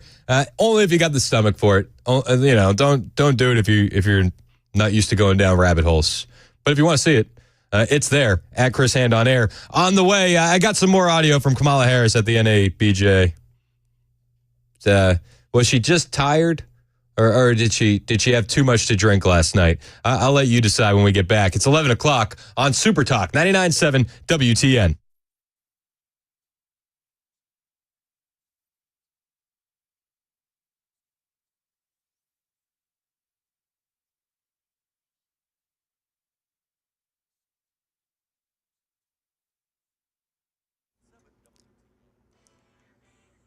Eleven o'clock on the dot. I'm Ken Weaver with your top stories. I don't see a chance for rain for days. We've got the full forecast in 5 minutes. Police in Long Island say the report about explosives in a car near where former President Trump will rally tonight is false. They say there was a suspicious incident, but reports of an explosive are false, and the rally, they say, is safe. Now, a large crowd is already assembled, many camping out overnight to get good seats in this indoor arena where the former President Trump will rally beginning at 7 o'clock tonight. Right now in the Middle East, more explosions hitting different parts of Lebanon. Hezbollah under attack for a second straight day. Nervous people milling around on the streets of Beirut after another wave of attacks, this time targeting walkie-talkies. One of the detonations at the site of a funeral for 3 Hezbollah members and a child killed by exploding pagers the day before. Devices hit today were part of the group's emergency communication system, which was supposed to be used during a war with Israel. Vast majority of the 12 killed and 3,000 injured so far linked to Hezbollah and its associates. The list of states where election-related offices have been targeted is growing in this country. The envelopes and packages received at government offices in at least 16 states have contained a white powder, which so far has tested as harmless. But Colorado Secretary of State Janet Griswold calls it an attempt to intimidate election workers, plain and simple. Threatening them is so disgraceful because all they are doing is their job. Last November, similar envelopes were sent to election offices in 5 states. In 4 of those cases, the FBI said the powder tested positive for fentanyl. Jim Ryan, ABC News. By the way, Tennessee is among the states affected. Uber is rolling out a new feature. It's designed to make drivers safer, as we hear from Mike Dubusky. Uber is out with a new rider verification system. It works by having users take a photo of their ID and then a selfie. After that, the app will match the two pictures and assign a blue check mark to the profile. CEO Dara Khosrowshahi tells ABC News it's designed to boost safety on the app amid several recent attacks on drivers. Late night, etc., if you have a verified badge, you have an advantage over someone who might not be verified. And the Justice Department has filed a civil lawsuit against the owner and operator of the ship that caused the deadly Baltimore Bridge collapse. The lawsuit seeking more than $100 million to recover the costs of rebuilding the Francis Scott Key Bridge in Baltimore, plus punitive damages. That's the latest news. Weather is next. I'm Ken Weaver, WTN News. The Guaranteed Offer is the easiest way to sell your home. It's really simple. We bring you an all-cash offer. You close in as little as 21 days. No home inspections, no lockboxes, no open houses. Go to markspain.com to get a guaranteed offer and start packing.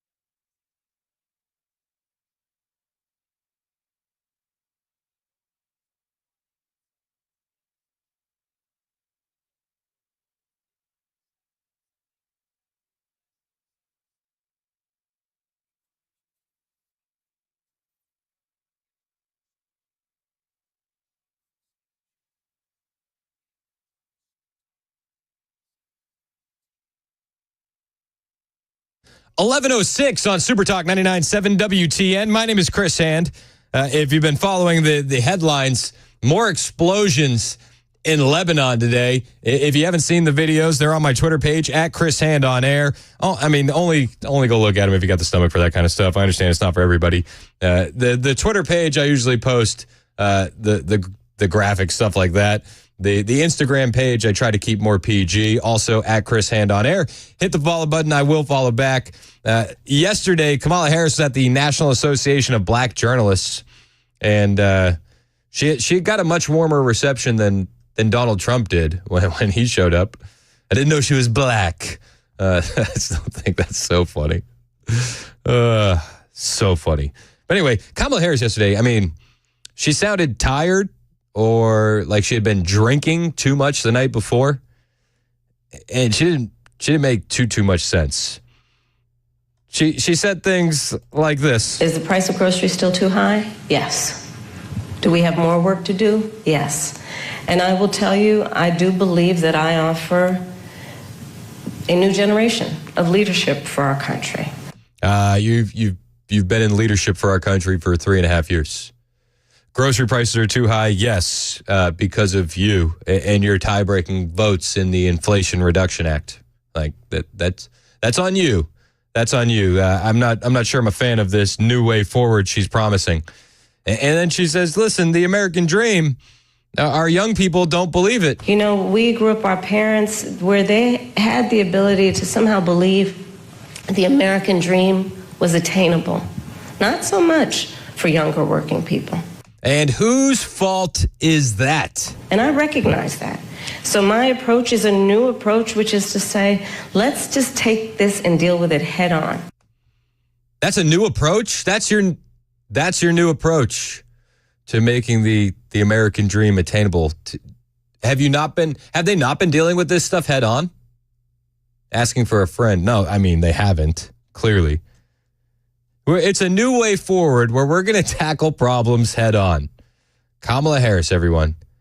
Kamala Harris. She also says childcare is too expensive. It is, sadly, the state of affairs in our country that working people often have to decide to either be able to work or be able to afford childcare. Like they can't afford childcare and actually do the work that they want to do because it's too expensive and it doesn't actually level out in terms of the expense versus the income. I mean, childcare is expensive, but what makes it a lot worse these days is how groceries are also expensive and insurance prices are through the roof and energy costs are through the roof and interest rates are through the roof. People are buying groceries on credit cards now because of what Kamala Harris has done to this economy. Yeah, childcare has been expensive for a while. Like we get that. It's the increase in all the other prices that have really, really put the clamp down on American citizens. But she's got a plan for that too, guys. And it is just absolutely too expensive for them to be able to work and do that. So my plan is not only about 7% of income for working people for childcare, but also we need to do better for our childcare providers and our whole healthcare providers in terms of ensuring that they receive the wages that they deserve based on the dignity of their work. So her plan is to lower the prices of childcare and also increase the wages of childcare workers. That's not a real plan, right? That's just whispering sweet nothings into the ears of the American public, which is what we get from Kamala Harris a lot. And do you hear her voice? Is it just me? And maybe I'm hyper focused on this. You know, I used to drink a bit, and I don't anymore. And to each their own. I don't have any problem with you if you do drink. Have at it. But I hear in her voice the sound of someone who drank far too much the night before.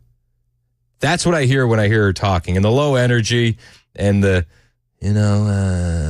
that little growl in the background. It just sounds like she had too much to drink. And then she goes on to say, I have another new approach, expanding the child tax credit. But I want to also get back to the earlier point that you made about extending the child tax credit. So part of my new approach is we need to expand the child tax credit. That's her new approach.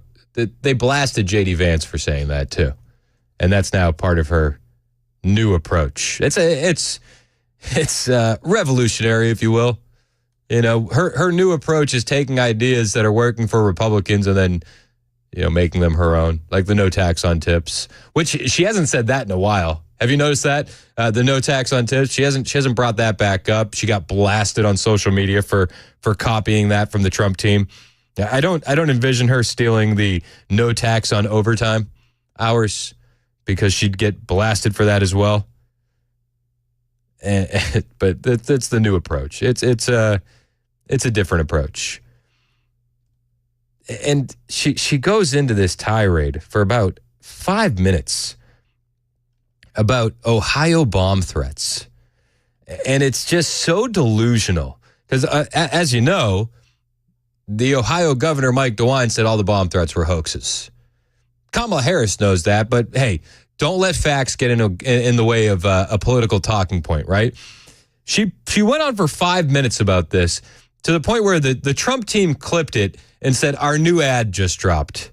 This is Kamala Harris talking about the Ohio bomb threats because Donald Trump and J.D. Vance are saying they're eating the cats and dogs.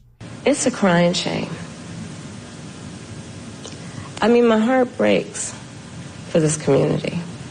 You know, there were children, elementary school children, who it was school photo day. You remember what that's like? Going to school on picture day? This is her failing to act like a real human. Who were dressed up in their best, got all ready, knew what they were going to wear the night before, and had to be evacuated. Children. A whole community put in fear. And I'll say a couple things about it. One, you know, I learned a long time ago in my career, having a background as a prosecutor,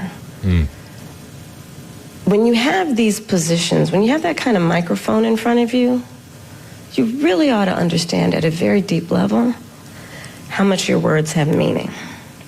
She says this with a straight face while not realizing that she's pushing fake news and hoaxes. She says this with a straight face. Your words have meaning. Like when you call Donald Trump a threat to democracy. When you push fake hoaxes on the debate stage like Charlottesville or Bloodbath or Dictator on Day One. Words have meaning. Kamala Harris, everyone. But wait, there's more. I learned at a very young stage in my career that the meaning of my words could impact whether somebody was free or in prison.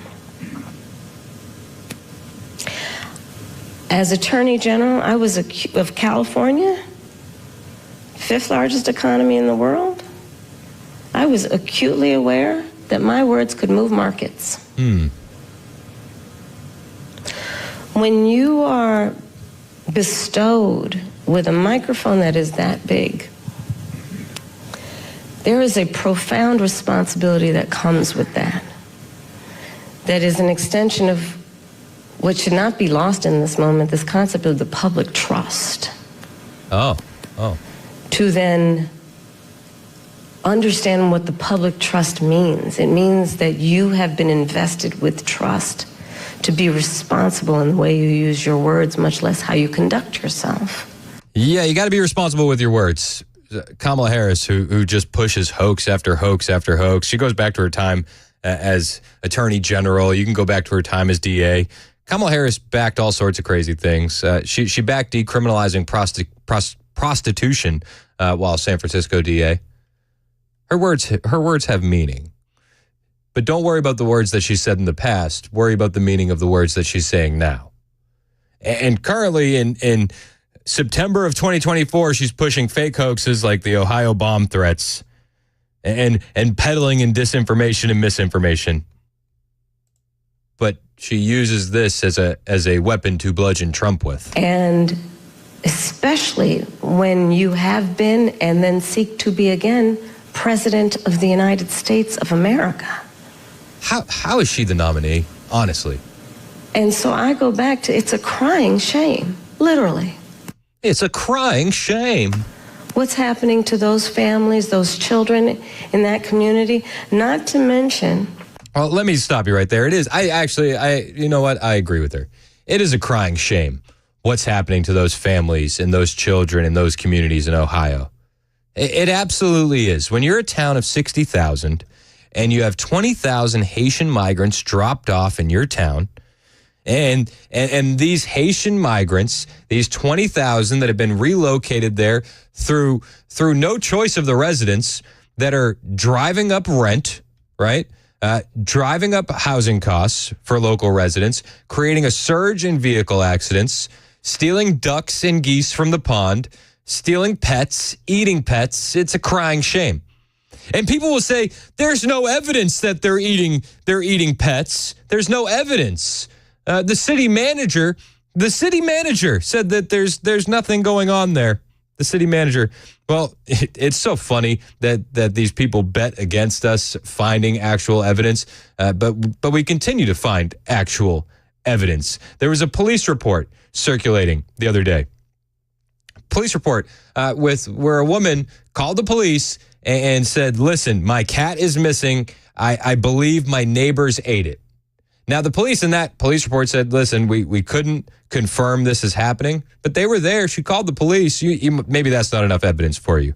The city manager said it's not happening. Well, funny enough, we found video from the city manager pre-hysteria about dogs and cats and pets. And the city manager is sitting there in that city council meeting explaining to people that he has anonymous sources coming to him saying that pets are going missing and Haitian migrants are eating pets. This is from March of 24. I want to tell you what... Oh, sorry, that's J.D. Vance. This one right here. Laws and culture is 180 degrees different of what they're used to. And one of the things that I heard that bothered me very much, I've actually had quite a few people contact me here lately, is some pretty horrid things occurring to domesticated animal in the neighborhood. Oh?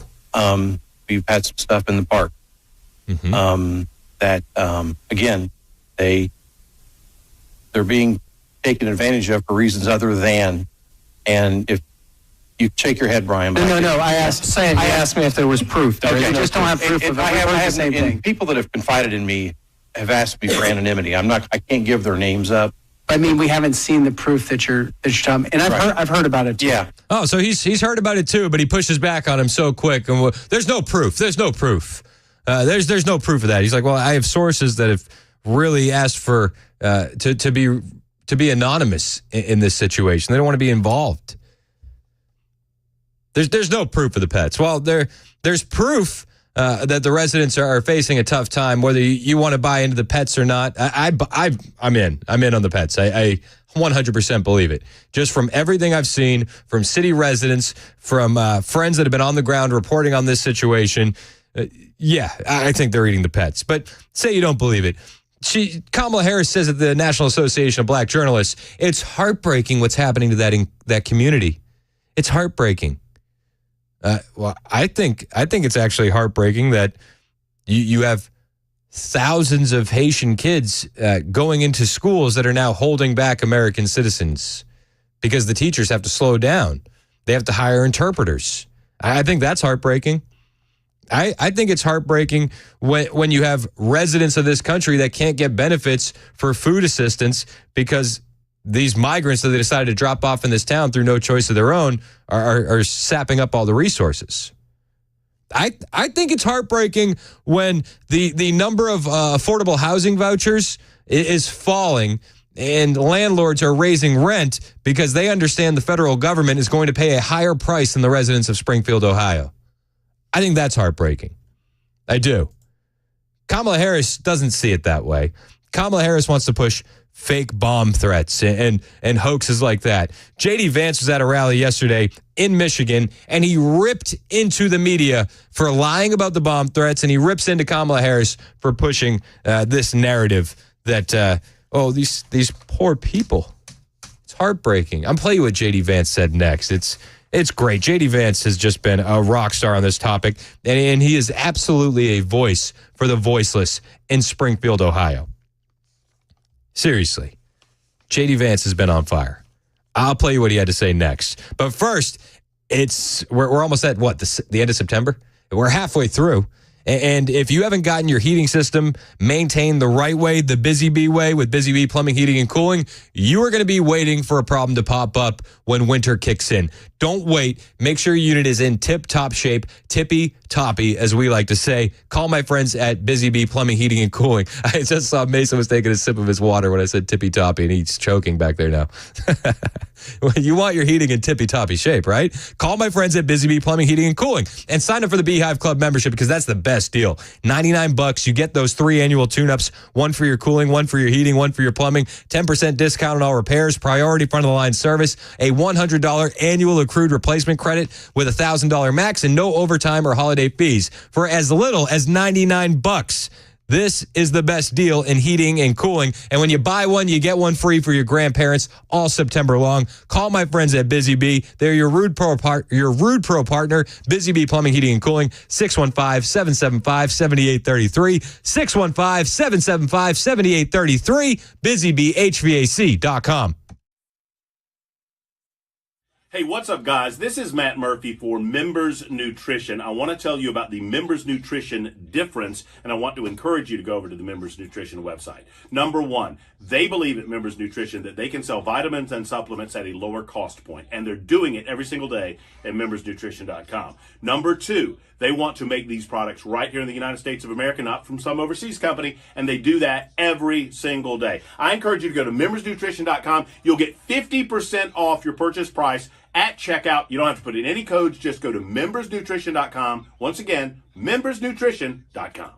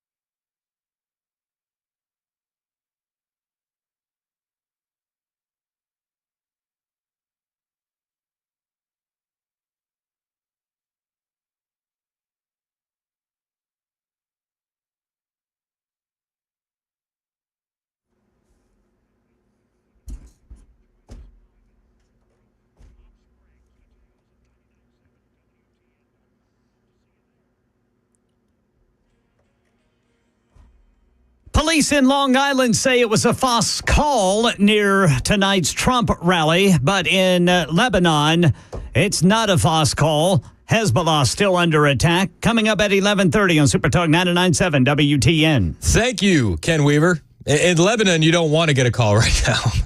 No, sir. Unbelievable. It's Super Talk 99.7 WTN. My name is Chris Hand.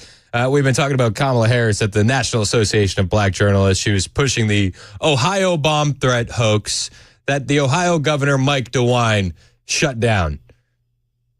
33 bomb threats, 33 hoaxes. Kamala Harris, she probably got the memo, but hey, she already prepped for her speech, so she had to push it anyway. J.D. Vance was on the stump in Michigan at a rally, and he laid into the media for lying about the bomb threats in Springfield, Ohio. He says what they do when they lie about this, and when they lie about the dogs and the cats, and there's no evidence, what they're doing is they're actually silencing Americans who are concerned about the mass immigration that's happening in their towns. Even more disgraceful. What's even more disgraceful than the policy is the effort to silence the residents of Springfield. I've seen this from the American media. A lot of people who pretend to be fair journalists saying for the last few days, Springfield has been experiencing an unbelievable number, something like 35, 40 bomb threats in Springfield in just the last few days. And you know what, the governor of Ohio came out yesterday and said every single one of those bomb threats was a hoax. And all of those bomb threats came from foreign countries. media for 3 days has been lying and saying that Donald Trump and I are inciting bomb threats, when in reality, the American media is laundering foreign disinformation. It is disgusting, and every single one of them owes the residents of Springfield an apology. He's right. He's right. The media does owe the residents of Springfield an apology, but it didn't stop. Even yesterday, Anna Navarro was on CNN. She's a Republican, Republican Anna Navarro from The View. She was on CNN yesterday pushing bomb threat hoaxes. This is what they do. They lie and lie and lie. Either straight to your face or they lie by omission. J.D. Vance says, no, you owe us an apology. But I think it illustrates something, my friends, that is so sick from the American press in 2024. And it's that instead of talking about the crises in our country, they try to silence the people who are experiencing them. Because their message in talking about these bomb threats and in lying to the American people and saying they came from me and Donald Trump, what they're doing is trying to shut all of us up. They're trying to say, how dare you, citizens of Springfield, complain about this migrant inflow because now these bomb threats are happening. How dare you complain about the fact that you can't afford housing? How dare you complain about Kamala's open border? The media conspired to shut American citizens up. They owe every single American an apology, and they ought to... He's not wrong. He's absolutely on fire, too. And you can see the anger in his face. And after giving every single American an apology, why don't they think about covering the real crisis, which is Kamala's open border and its many, many victims? Focus on the real story, American media. Stop trying to shut up the people who are telling the real story. Do your job. Cover what's going on in this race, and the American people will be better off for it. Amen. Stop lying to the American public. Do your job. Do your job. That's what we need. I hope that this is the J.D. Vance we see showing up to the debate versus Tim Walz on October 1st. We're throwing a massive party to watch J.D. Vance mop the floor with Tim Walz. We're going to be back at Hop Springs in Murfreesboro. The Drive, Brian Wilson's going to be doing his whole show up there live starting at 3 o'clock. And then myself, Mandis, Murphy, we're going to be jumping into the fray, getting on the air right around 6 o'clock, hosting until 8 o'clock. And then we're going to watch the debate with you. If you were at any of our last debate parties, you understand how much fun we're going to have together. If you haven't been, you need to come to this one. October 1st, Hop Springs, J.D. Vance v. Tim Walz. We want to see you there. 997WTN.com for more information. It's 11:30 on Super Talk 99.7 WTN.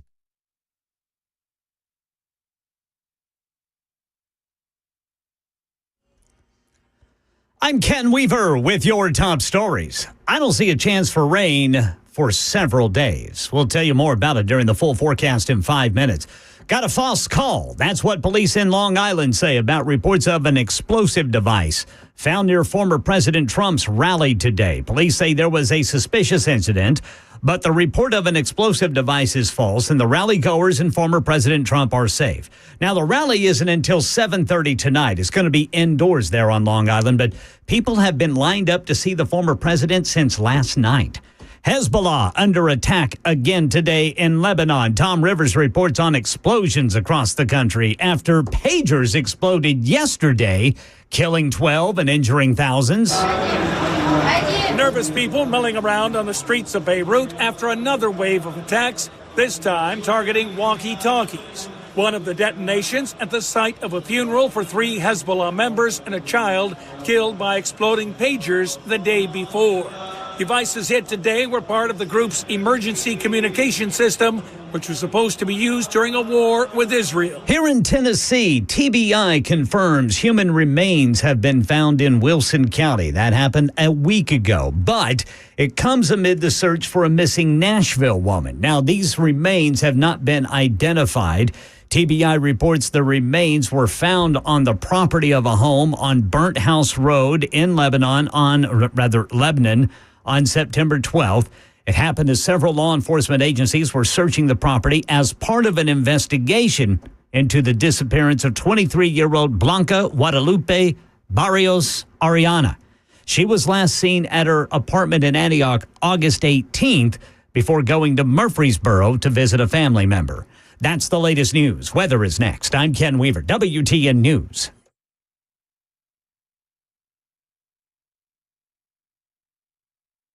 Hey, what's up, guys? Hey, This is Stan Matt Mandis, and I am so glad that California Closets has fixed my closet catastrophe. After exact measuring and planning, they came over and got to work.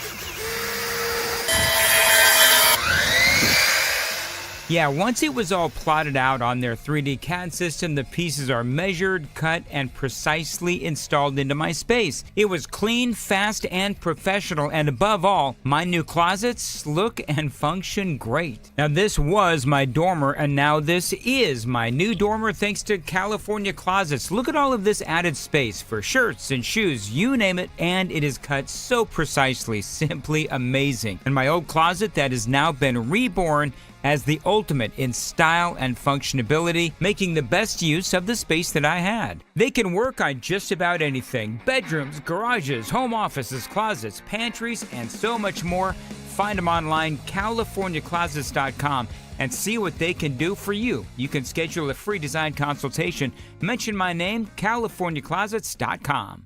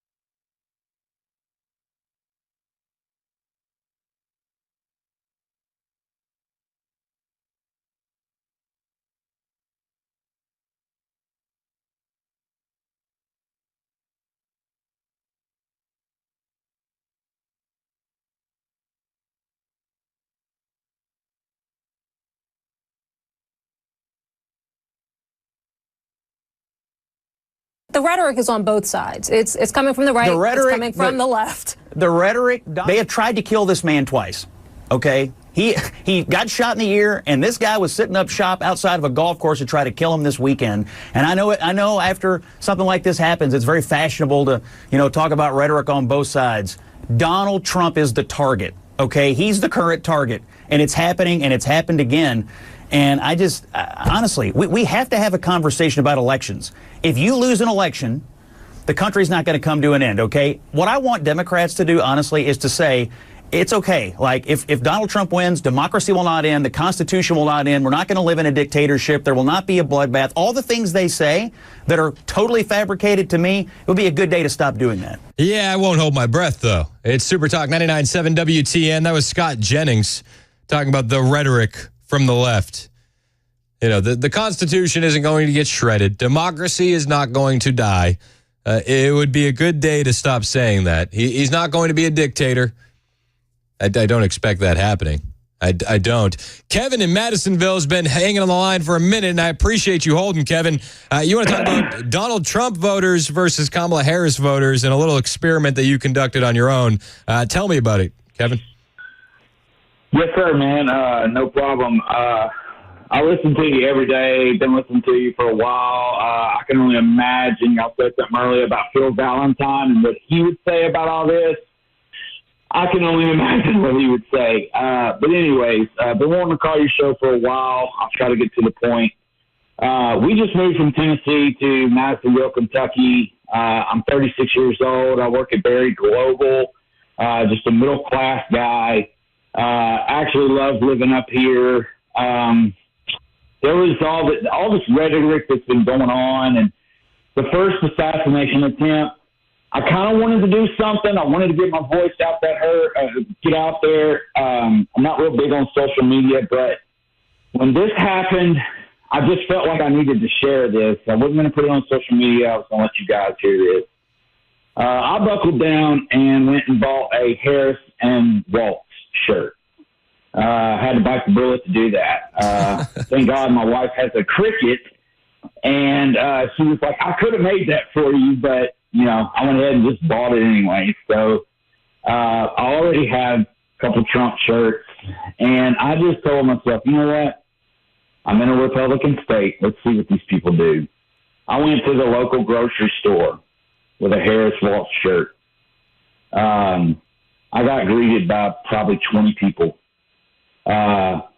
with love and compassion and saying things like, man, dude, I support Trump, but you know what? If Harrison Waltz, if that's your person, man, I really hope they do the right thing. I really hope they do the right thing. This is America. You have it's free country. You have the right to wear whatever you want to wear. You have the right to say whatever you want to say. And of course, I would get in conversations with these people, and then I would tell them what I was doing. A couple of days later, because I work third shift at my job, so I wore my Trump shirt to work. 90% of our workforce is Trump supporters, and I'll go ahead and make it clear: I'm a full Trump supporter, voting for him.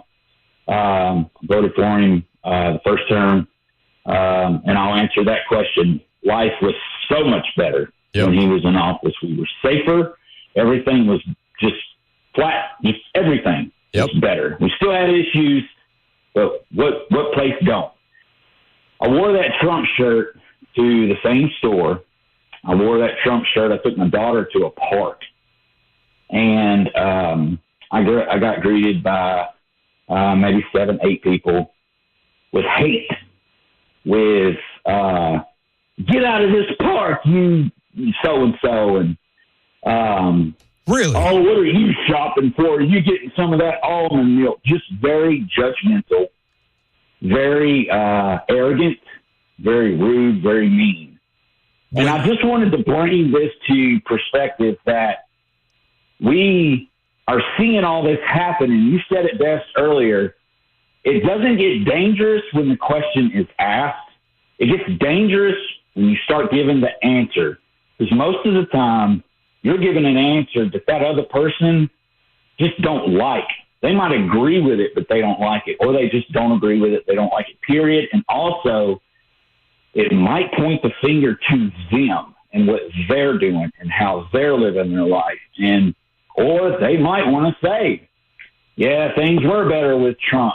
But they don't want to drop their pride and say that. I actually had to drop my pride and buy that shirt. So with all that said, I just kind of wanted to bring a perspective that we're all in this together. We're all in this. We're trying to do the American dream. I understand Harris or Biden is in, I don't really even know who's in office right now, but yeah, seriously. With that said, me and my wife just bought our first house.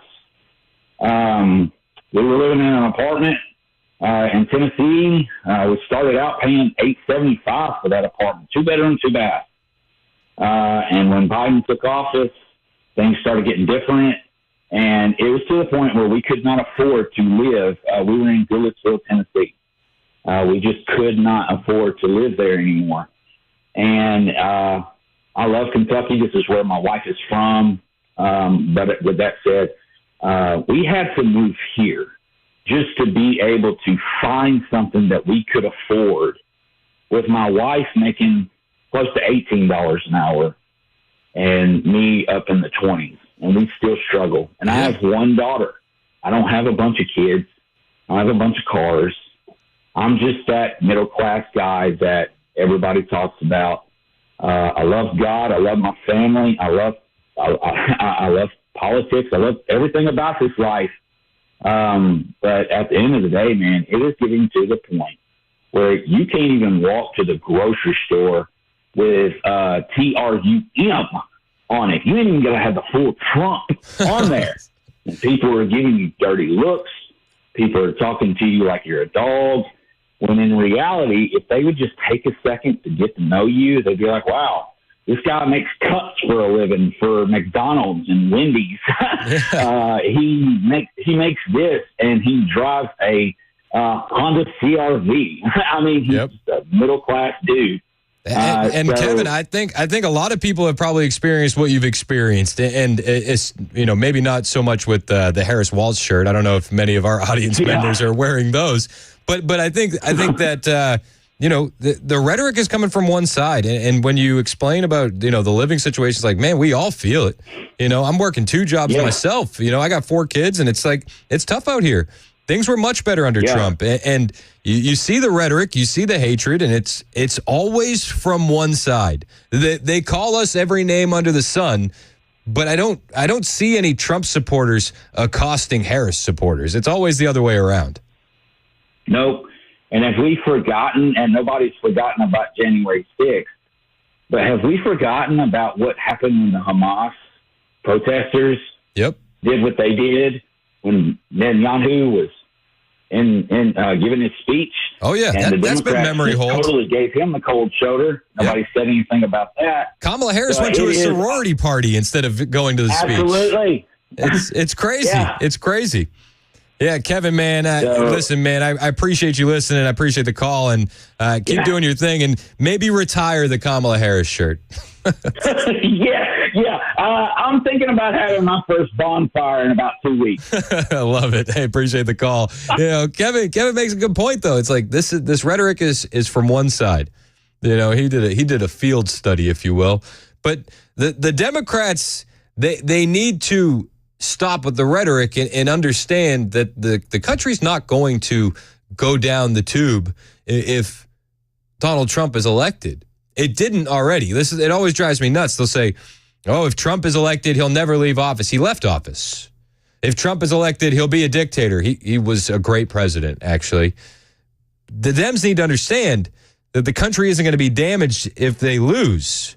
They need to admit that. I think they might know it, but they need to admit it.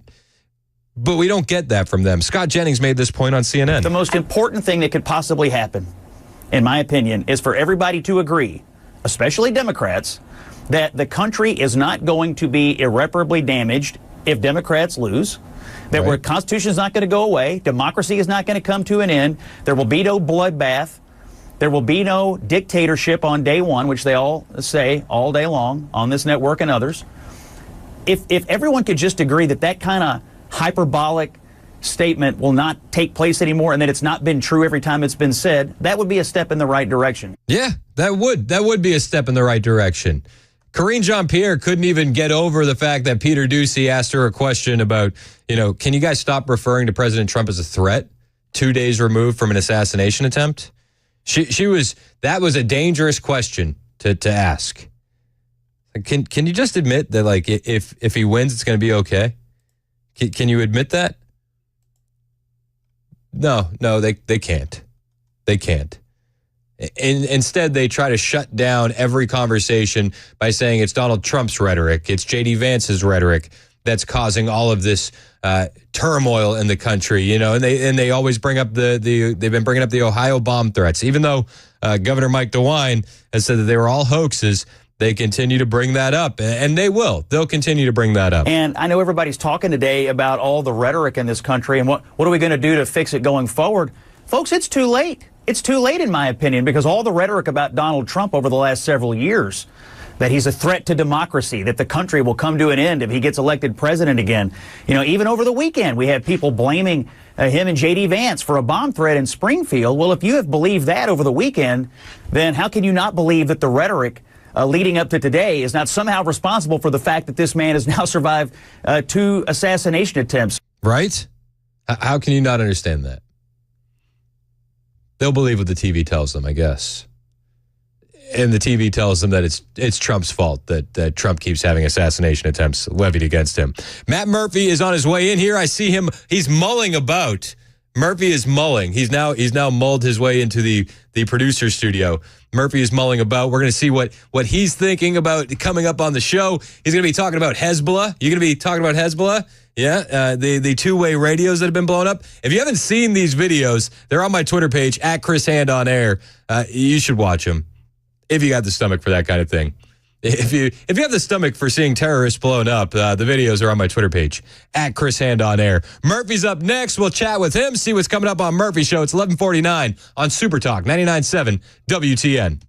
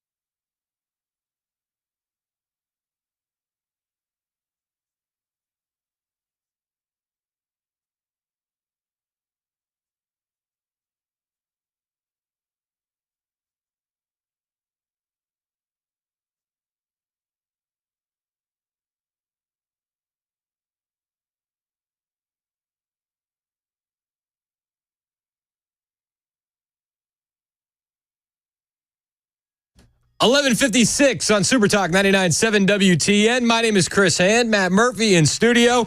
We got another big election debate watch party, October 1st. Walz versus Vance. It feels like a handicap match, doesn't it? I feel like J.D. Vance is well equipped to handle Tim Walz. I don't know that Tim Walz understands what he's walking into. There's so many different angles that he can go at Walz about. Walz is going to look like a fool. I mean, and there are ways that I would love to see this play out that I know will never happen. You know, like when you shake the hand, slip him a tampon, just in case. You never know. You never know. Don't assume. I'm not assuming anything. Don't assume. I was at a listener party, or not a listener party. I was at a little gathering of people over at the Bluebird Cafe. I don't know if you've heard of it. Yes, I've heard. And I had an opportunity to go over to the Bluebird last night, and there were. I liked your post on Instagram. There was some great. Did I post on Instagram? Yeah. I never know because sometimes I post on Facebook and it goes over there. Sometimes not. I don't know. It was on the gram. The gram? Is that what the kids call it these days? Yeah. The kids are calling it the gram. I hit the heart on the gram. When I was in college, gram was something very different. Yeah. So, I wish I could have hung out with College Murphy. It was bad. It was bad. Yeah, I'm glad. I am blessed. I don't know that you necessarily grew up in this era. I am blessed that we did not grow up in an era where there were regular videos. Are you kidding me? Oh my goodness gracious! That's like I feel for the kids growing up these days because it's like you're screwed. If you do anything wrong, you're screwed. Occasionally I want to push back on this narrative that things have gotten horrible and worse amongst our. I mean, I understand in some ways it is bad. In some ways we're allowing conversations that should not be allowed and whatnot. But in a lot of ways, I'm like, look, we just see it all now. Yeah. It was a lot of this was happening back in the day, and nobody talked about it. Nobody saw it. But anyway, they made a joke. Somebody said something about being pregnant, and one of the singers said, "Hey, don't assume. We're told that we can all get pregnant now." It's pretty funny. Pregnant persons. I love the political humor in non-political spaces, and I love watching people. And, most of the people laugh, but a few, you can always point them out where they get really tight and uncomfortable. I love watching that. That's the best. That's awesome. And I love talking to half the room was from other countries. And so I engaged in line with conversations from people legit in Canada. Your folks up there in Canada, legit Canadians.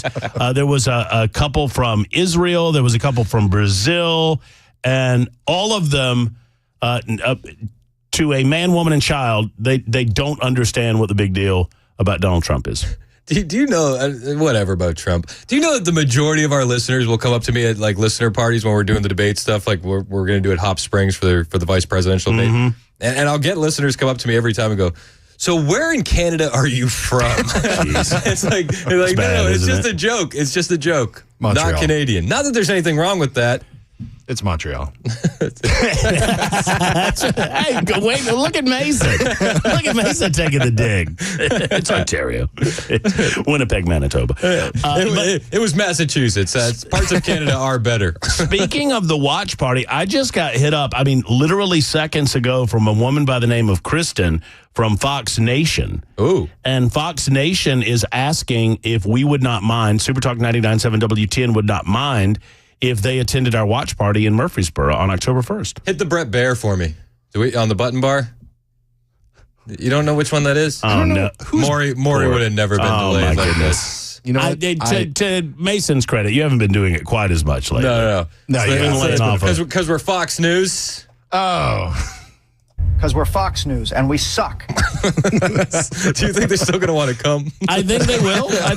But they want to check out what's going on in Murfreesboro at Hop Springs. So I think this would be a fine addition to our party. Invite them. Great. Oh, sure, they're welcome. Yeah. Invite them. All are welcome. Do they need the velvet rope as well? Do they need a safe space? Fox News and other liberal networks can come. Any liberals that want to come are invited. It's a free country. You can come. It's a free. We're more than welcome. I don't know you're going to be happy what you see, but you're welcome to come. If it's anything like the last debate party my and goodness. Hop Springs, They're going to see some sights. It was so much fun. That one was a banger. It was a blast, and I think we're going to get some of the same on October 1st. What's coming up on the show, Murph? Obviously, we're talking about the latest regarding Israel and Hezbollah. We're going to do some local news with regard to the Nashville City Council and what they're trying to accomplish with regard to Nazis in our street. I know. Nazis in our streets. We'll talk a little about that in the 12 o'clock hour. All right, Murphy's in next. It's 12:01 on Super Talk 99.7 WTN.